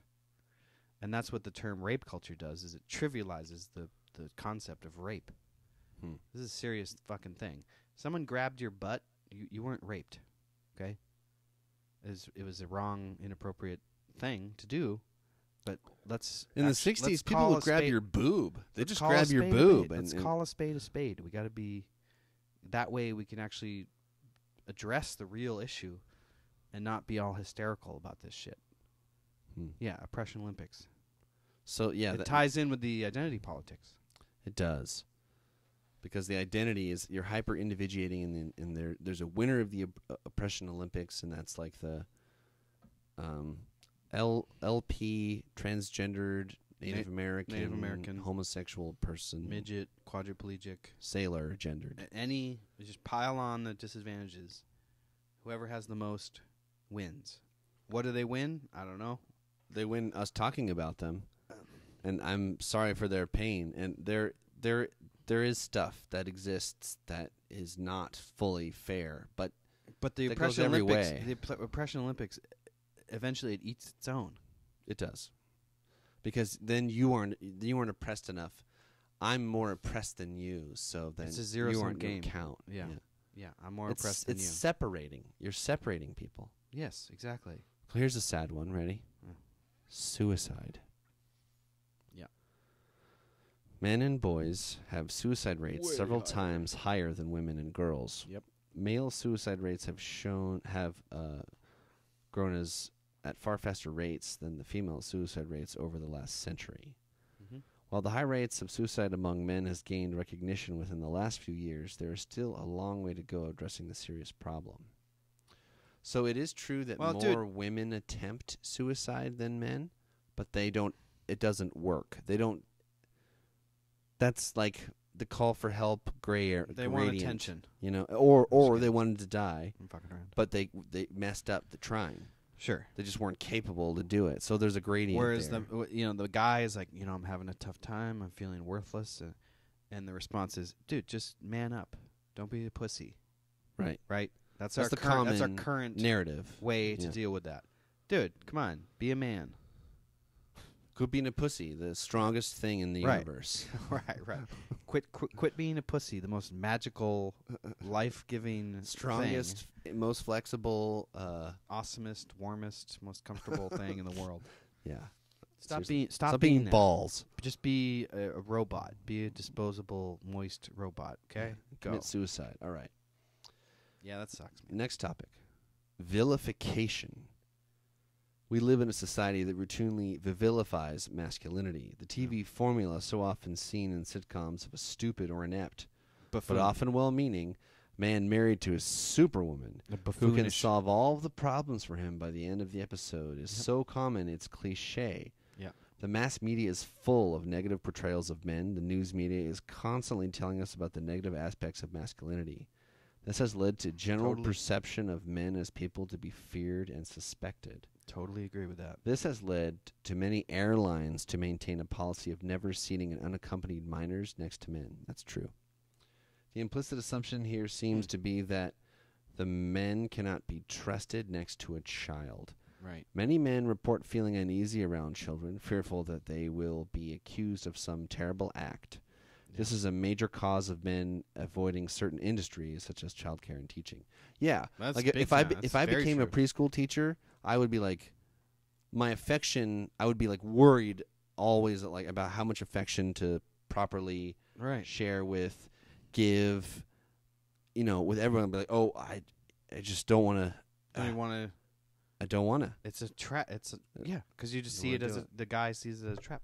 I heard a story of a guy in England. He was driving by, saw this girl, sort of, a young girl, elementary school age, sort of wandering around, clearly lost, right? And he was like, I should help her, but I'm not going to. Because I'm afraid. I'm afraid that this will somehow come back and haunt me or hurt me.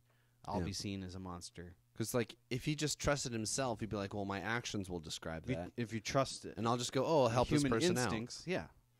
But instead, he had to fear just like assumption of wrongdoing. yeah. If anyone sees me trying to help this girl, they're gonna think I'm a fucking creep. Dude, if you watch old commercials, there's kids sitting on Grandpa's lap and they're both laughing. You would never ever see that. Right. A Or kid on Grandpa's lap would never be on TV again. the old Star Wars action figures. This is a little off topic. Little Star Wars action figures commercials. It's like white kid, black kid playing with action figures. White kid's playing with Darth Vader. Black kid's playing with Obi-Wan. You won't see that now. Now that would be way overanalyzed. But the sitcom thing. Every guy now in the modern sitcoms is a buffoon. King of Queens. And the wife sort of tolerates his idiocy and keeps him in line. But he's basically a boob and a clown. In commercials too. I mean, it's everywhere.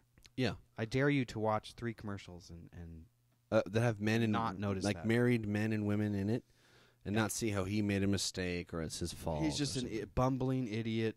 Can't do anything right. If it wasn't for her, he would just be nothing. I mean, is that even reality? Like, no. I know lots of very capable, sane, emotionally mature men. That's what's so weird about commercials and stuff. It's like this isn't reality. Reality it's a isn't nightmare. like this. It's not. It's worse. Way worse than reality. This is like an agenda that's being pushed. Fair. The commercial, like I go to TV. People who have TV. I don't have TV. You go to someone's house, they have TV, and you watch the commercials. It's like, whoa, I can't do it, man. whoa. I can't do it without making fun of it. Yeah, me I too. can't. Me too. I have to laugh at it because it's too absurd. It's too terrible. And then I look around like, you guys, yeah. And it's just They're like, everyone's just like, what are you talking about? and that's what's supposed to do. And now I watch the internet. God damn. Pandora, and I pay for Pandora, so there's no commercials. But YouTube has commercials, Right. and so I watch those commercials. But you can skip them and so on. It's a minor nuisance compared to TV's mandatory. You watch 5 commercials in a row, and then you can see 10 minutes of your fucking show, and then 7 commercials in a row. Yep. It's like, what the? Yeah. It's too much, man. Okay. You know what's Whew. apropos of the commercial thing, I was looking at the original Star Trek original series. So without commercials, it's like 50 minutes. So that was 1967 or something. 50-minute show, right, out of an hour slot. Mm-hmm. And then Star Trek Next Generation was 45 minutes. was like 45 minutes. Mhm. A 5-minute creep in Uh-huh. commercials over that time. So you take that to its conclusion. Eventually, you're watching a show that's like 30 seconds long and has 59 minutes of commercials. All right. Okay. A series of T-shirts and other products producing in the U.S. a few years ago suggested boys are stupid. Throw rocks at them. The manufacturers took no regard for the impact their products would have on young minds. Do you remember that? I remember those shirts. There was little girls, like little people in middle school, would wear shirts that boys are stupid, and it would say like throw rocks at them. I don't remember that. I remember it. It's weird. Oh, after my time, I'm afraid. A very concerning problem relates to the distribution of food following disasters. Many relief agencies believe that if food is given to men, they will keep it for themselves rather than provide food for their relatives and children. Yeah, because men don't want to provide for anybody. The world's largest humanitarian organization, the World Food Program, which is part of the United Nations, excludes men from food distribution centers on the basis of gender alone. Many other organizations that distribute food following disasters do this also. Men and boys may not enter the food distribution centers. Women are permitted to enter and then are expected to distribute the food to other relatives. This organization claims that special provision is made for families with no female members, but that they are light on details. It seems unlikely that in this hectic Weird. environment of a food distribution center that the staff would have time to properly investigate the claims of men and boys that they have no women in their family. There is anecdotal evidence to suggest that these men and boys are simply excluded from the food distribution. Weird. I didn't know about that. You know, I'm gonna just throw a bone here because in certain other third world places, there's a rape culture. There's a lot of raping going on, and in some places, Well, sure. You want a rape culture? Go to a majority Muslim country. or a lot of third world actual places too. rape It's is actual endorsed. Yeah, it's and true. Encouraged. So there are some places where that's going on. And so if you want to make a blatant statement about emergency situations, you want to keep the raping out of the restaurant, like, I get certain, if it's really bad, I get a hard line. Like, hey, keep your dicks out of this fucking building. We're trying to feed people because there's so much raping in a certain area or something. Yeah. So, okay, next topic, unless you got something. No, go ahead. Violence. Men experience high levels of violence in society, and there's very little recognition of this. Men are close to twice as likely to experience violence as women, even though it is women who are so often told who need to be fearful walking alone at night. Despite popular perception, men are raped almost as often as women. In the U.S., men are more raped in prison than all women in society. Right. Female on Nobody male wants to hear that. violence is an often ignored problem. Let me say that again. Female on male violence is an often ignored problem. Some women have been taught that violence is gendered, simultaneously object to violence against women, but feel that violence against men is inconsequential. One often repeated myth is that women cannot physically harm a man. The many men injured and killed by women are a testament to the erroneous nature of this belief. Society and the government both ignore and marginalize male victims of violence. Yeah. Okay. That's true. So there's this little thing I want to pull up here just to finish us off here. I think Okay. you should be able to hear it. It's going to be an ad first.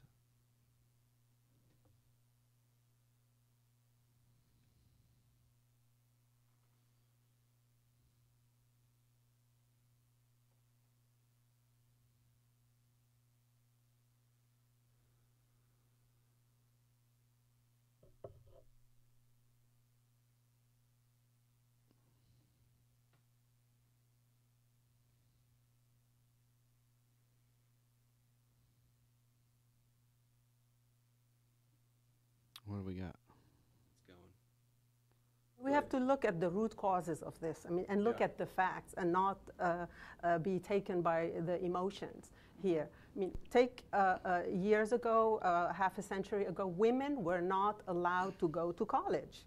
Right. So this is the history of this. And for thousands of years, women didn't have a voice. They weren't even respected as a human being for religion or other reasons. So it's a societal issue, and it's going to take time. The World Economic Forum is giving 100 years for the gender gap to get to a close. So we have to be realistic, but we can't just be reactive or passive.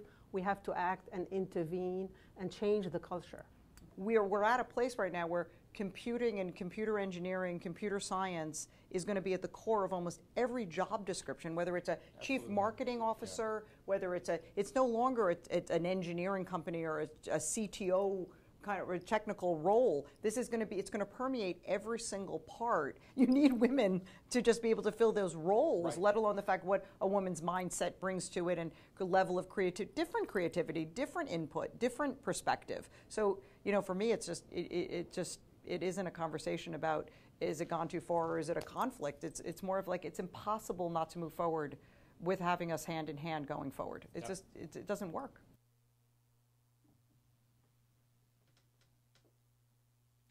That didn't really make a ton of sense. But, okay, cool. So, yeah.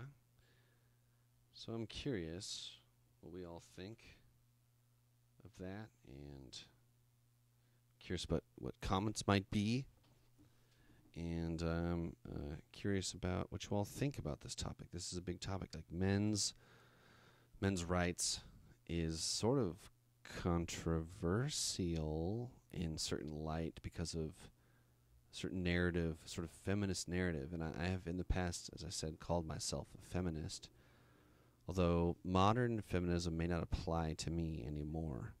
So it's a big topic. There's a lot to do about it, and there's a lot to think about it. So I'm curious here if we can do a total loop here. This is the history of this, and for thousands of years, women didn't have a voice. They were feminist. Wow. Okay. Cool. Now we're just getting that in there. Cool. Good to go. Welcome back. I think it's time for we ding that topic out. Unless you want to have any final thoughts on that whole situation. It's a whole ball of yarn there. Ding it out. Sounds good. Maybe, I don't know. We have the the news thing we can do, and then it sounds good. Or do you want to just the news? Oh, the news thing. Yeah. Yeah, let's do the news thing. Let's do okay. So we got a little current event for you, folks. So this here is current events. The way things work. I would just offer to you, sir, that we have to make the assumption, and I will, that Jared Kushner is a great American. He's a decent American. He has a security clearance at the highest level, as I understand it. Didn't then, though. All right. What are you talking about?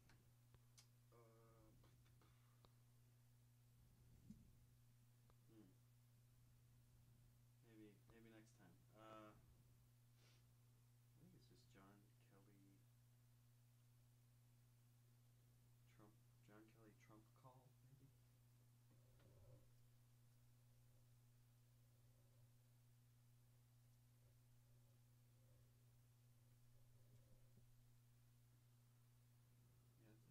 This one? Well, thanks a lot. And it is a more serious note. So I just wanted to perhaps make more of a statement and an explanation, give more of an explanation than what amounts to be a traditional press interaction. Most Americans don't know what happens when we lose one of our soldiers, sailors, airmen, Marines, or Coast Guardsmen in combat. So let me tell you what happens. Their buddies wrap them up in whatever passes as a shroud, puts them on a helicopter as a routine, and sends them home. Their first stop along the way is when they're packed in ice, typically at the airhead, and then they're flown to usually Europe, where they're then packed in ice again and flown to Dover Air Force Base, where Dover takes care of the remains, embalms them, meticulously dresses them in their uniform with the medals that they've earned, the emblems of their service. What a job. And then puts them on another airplane linked up with a casualty officer escort that takes them home.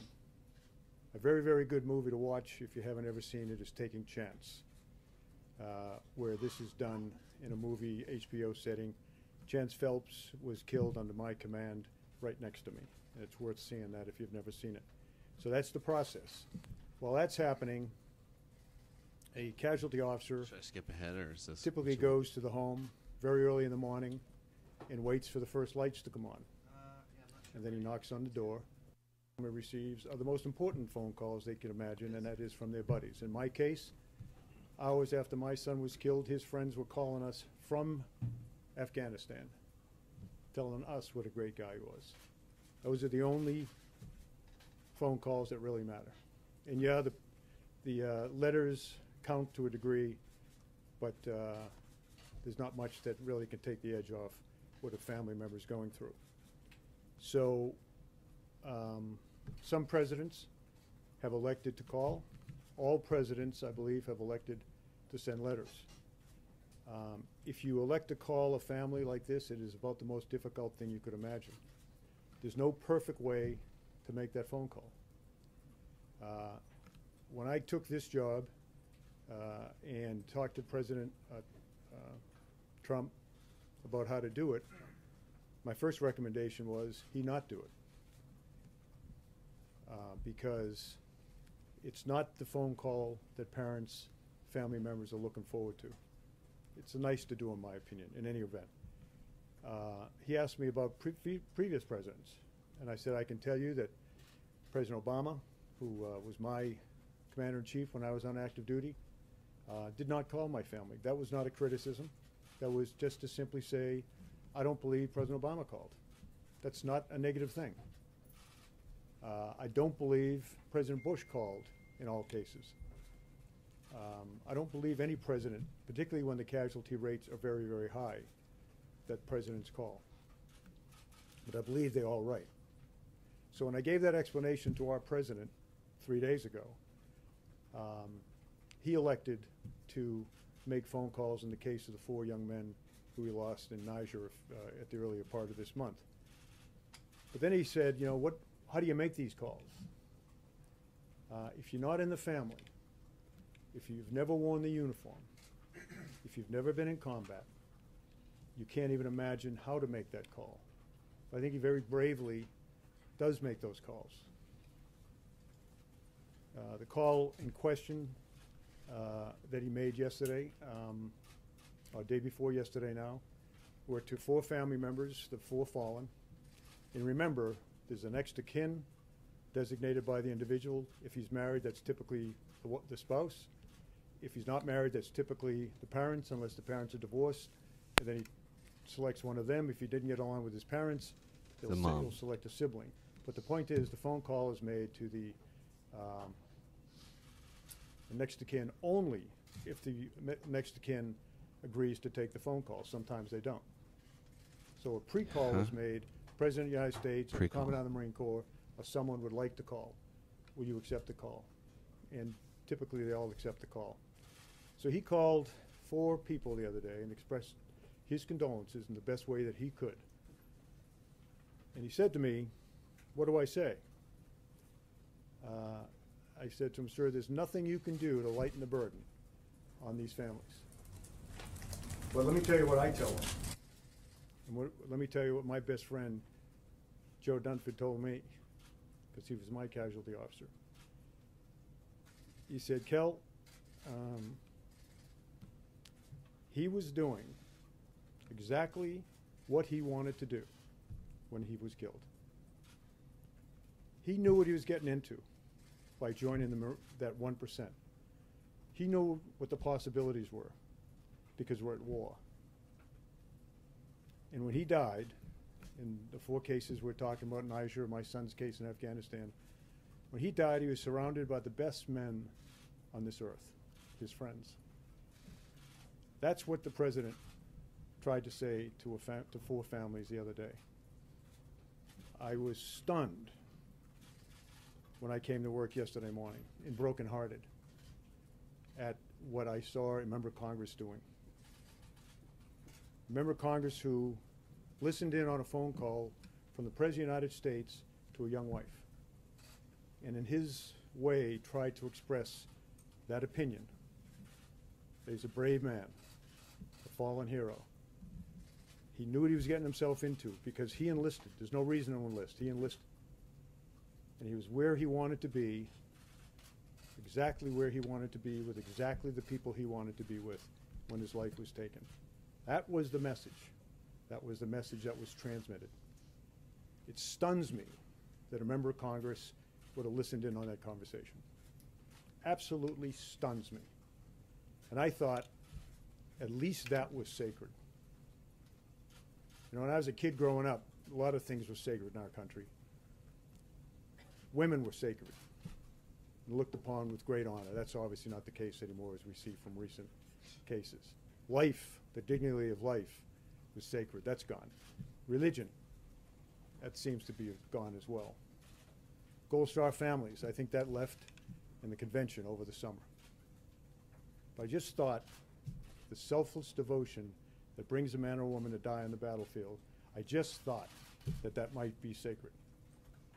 And when I listened to this woman and what she was saying and what she was doing on TV, the only thing I could do to collect my thoughts was to go and walk among the finest men and women on this earth.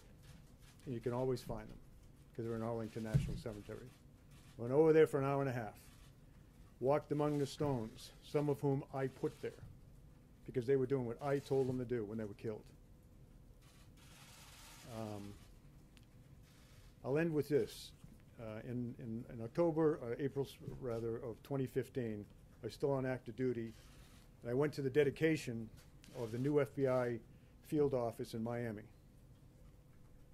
And it was dedicated to 2 men who were killed in a firefight in Miami against drug traffickers in 1986. A guy by the name of Grogan and Duke.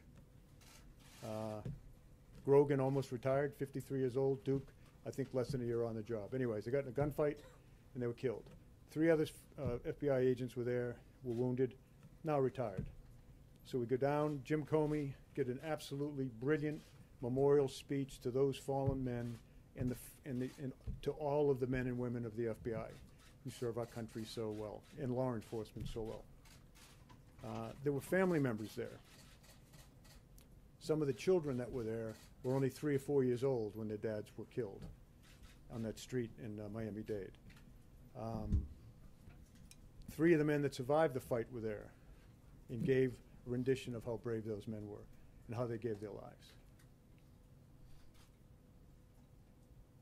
And a congresswoman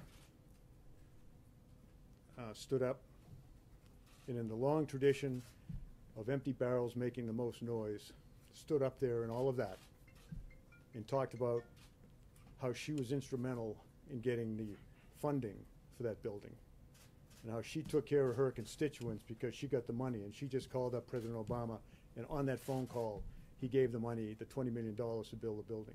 And she sat down, and we were stunned that she'd done it. Even for someone that is that empty a barrel, we were stunned. But none of us went to the press and criticized. None of us stood up and were appalled. We just said, okay, fine. So I still hope, as you write your stories, and I appeal to America, that let's not let this maybe last thing that's held sacred in our society, a young man, young woman going out and giving his or her life for our country. Let's try to somehow keep that sacred. But it eroded a great deal yesterday by the selfish behavior of a member of Congress. So I'm willing to take a question or two on this. Wow. So see, that's what pretty happened? moving. I didn't even hear what happened. Pretty moving. What happened? I think a member of Congress was just kind of mocking the whole thing. I'm not sure exactly who or what when. But I think there was a flippant response. by a member They of listened Congress. in, eh? Yeah, listened in, but she had some weird comments about it too. Oh. Like, I'm famous now. That was very weird. I'm not sure of all the details, but that's a pretty moving speech, man. Pretty moving thing, and talking about manhood and men's rights and stuff. That guy seems like a throwback to a prior era of how we defined manhood, men. Mm. He's also older. Honor, tradition. Yeah. It's weird. Yeah. It's interesting. Well, thanks for playing that. Absolutely. And that's been our freaking current event. So it's time for maybe lighten the mood a little bit. Sounds good.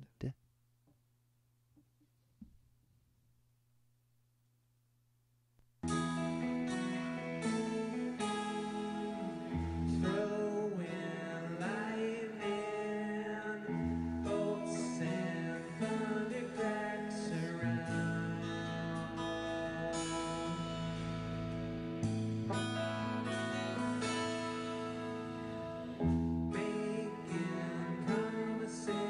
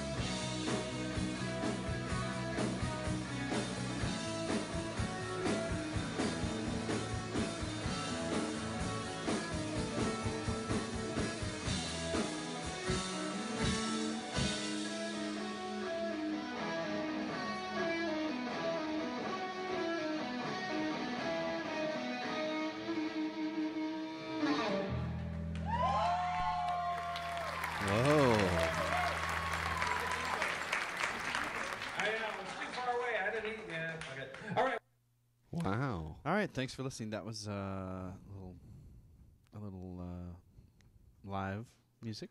from, Nice. show I we liked played a few weeks ago. the realistic little mistakes? slips, and Yeah. the little mistakes there. Yeah. Yeah, if you want to make an omelet, you got to break some legs. Yeah. That's what the mafia Snap says. them right The mafia off. says that. They do say that. All right, you got anything to finish this off? Just here? Should we- I mentioned earlier about me making electronic music. I'll just play one of those, and then So is it sounds good? Or? yeah. All right, let's do it.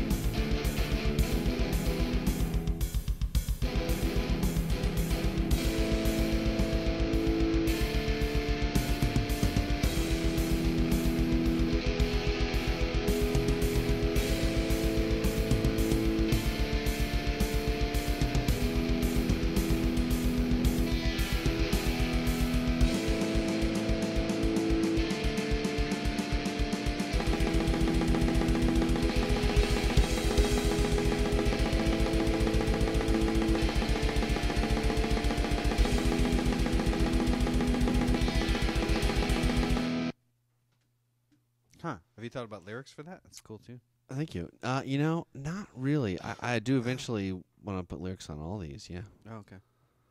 So maybe if anyone out there is interested, send us a message. Folks, I want to acknowledge you for taking the time out of your day, or your traffic, or your drive, or you're sitting down, or you're watching kids, whatever you are doing. I acknowledge you for taking the time out of your day to listen to the podcast for Empathy and Imagination. That alone helps us make the show. And yes, if you are in a situation where you would like to help produce such a show, you may participate by going to Patreon.com/Empathy and Imagination, participating there, or you may simply go to YouTube or iTunes and throw a little comment or a thumbs up. Yeah. That'd be super great. Super great. Thanks for listening, everybody. Thank you so much. See you next time. Bye-bye.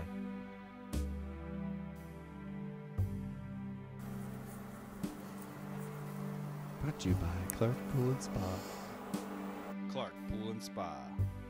We've been underwater so long that it all seems so wet. Clark Pool and Spa. All your pool and spa service and repair needs, servicing Walnut Creek, Pleasant Hill, Martinez, Crockett, and areas around there. Clark Pool and Spa. We get wet, so you don't have to.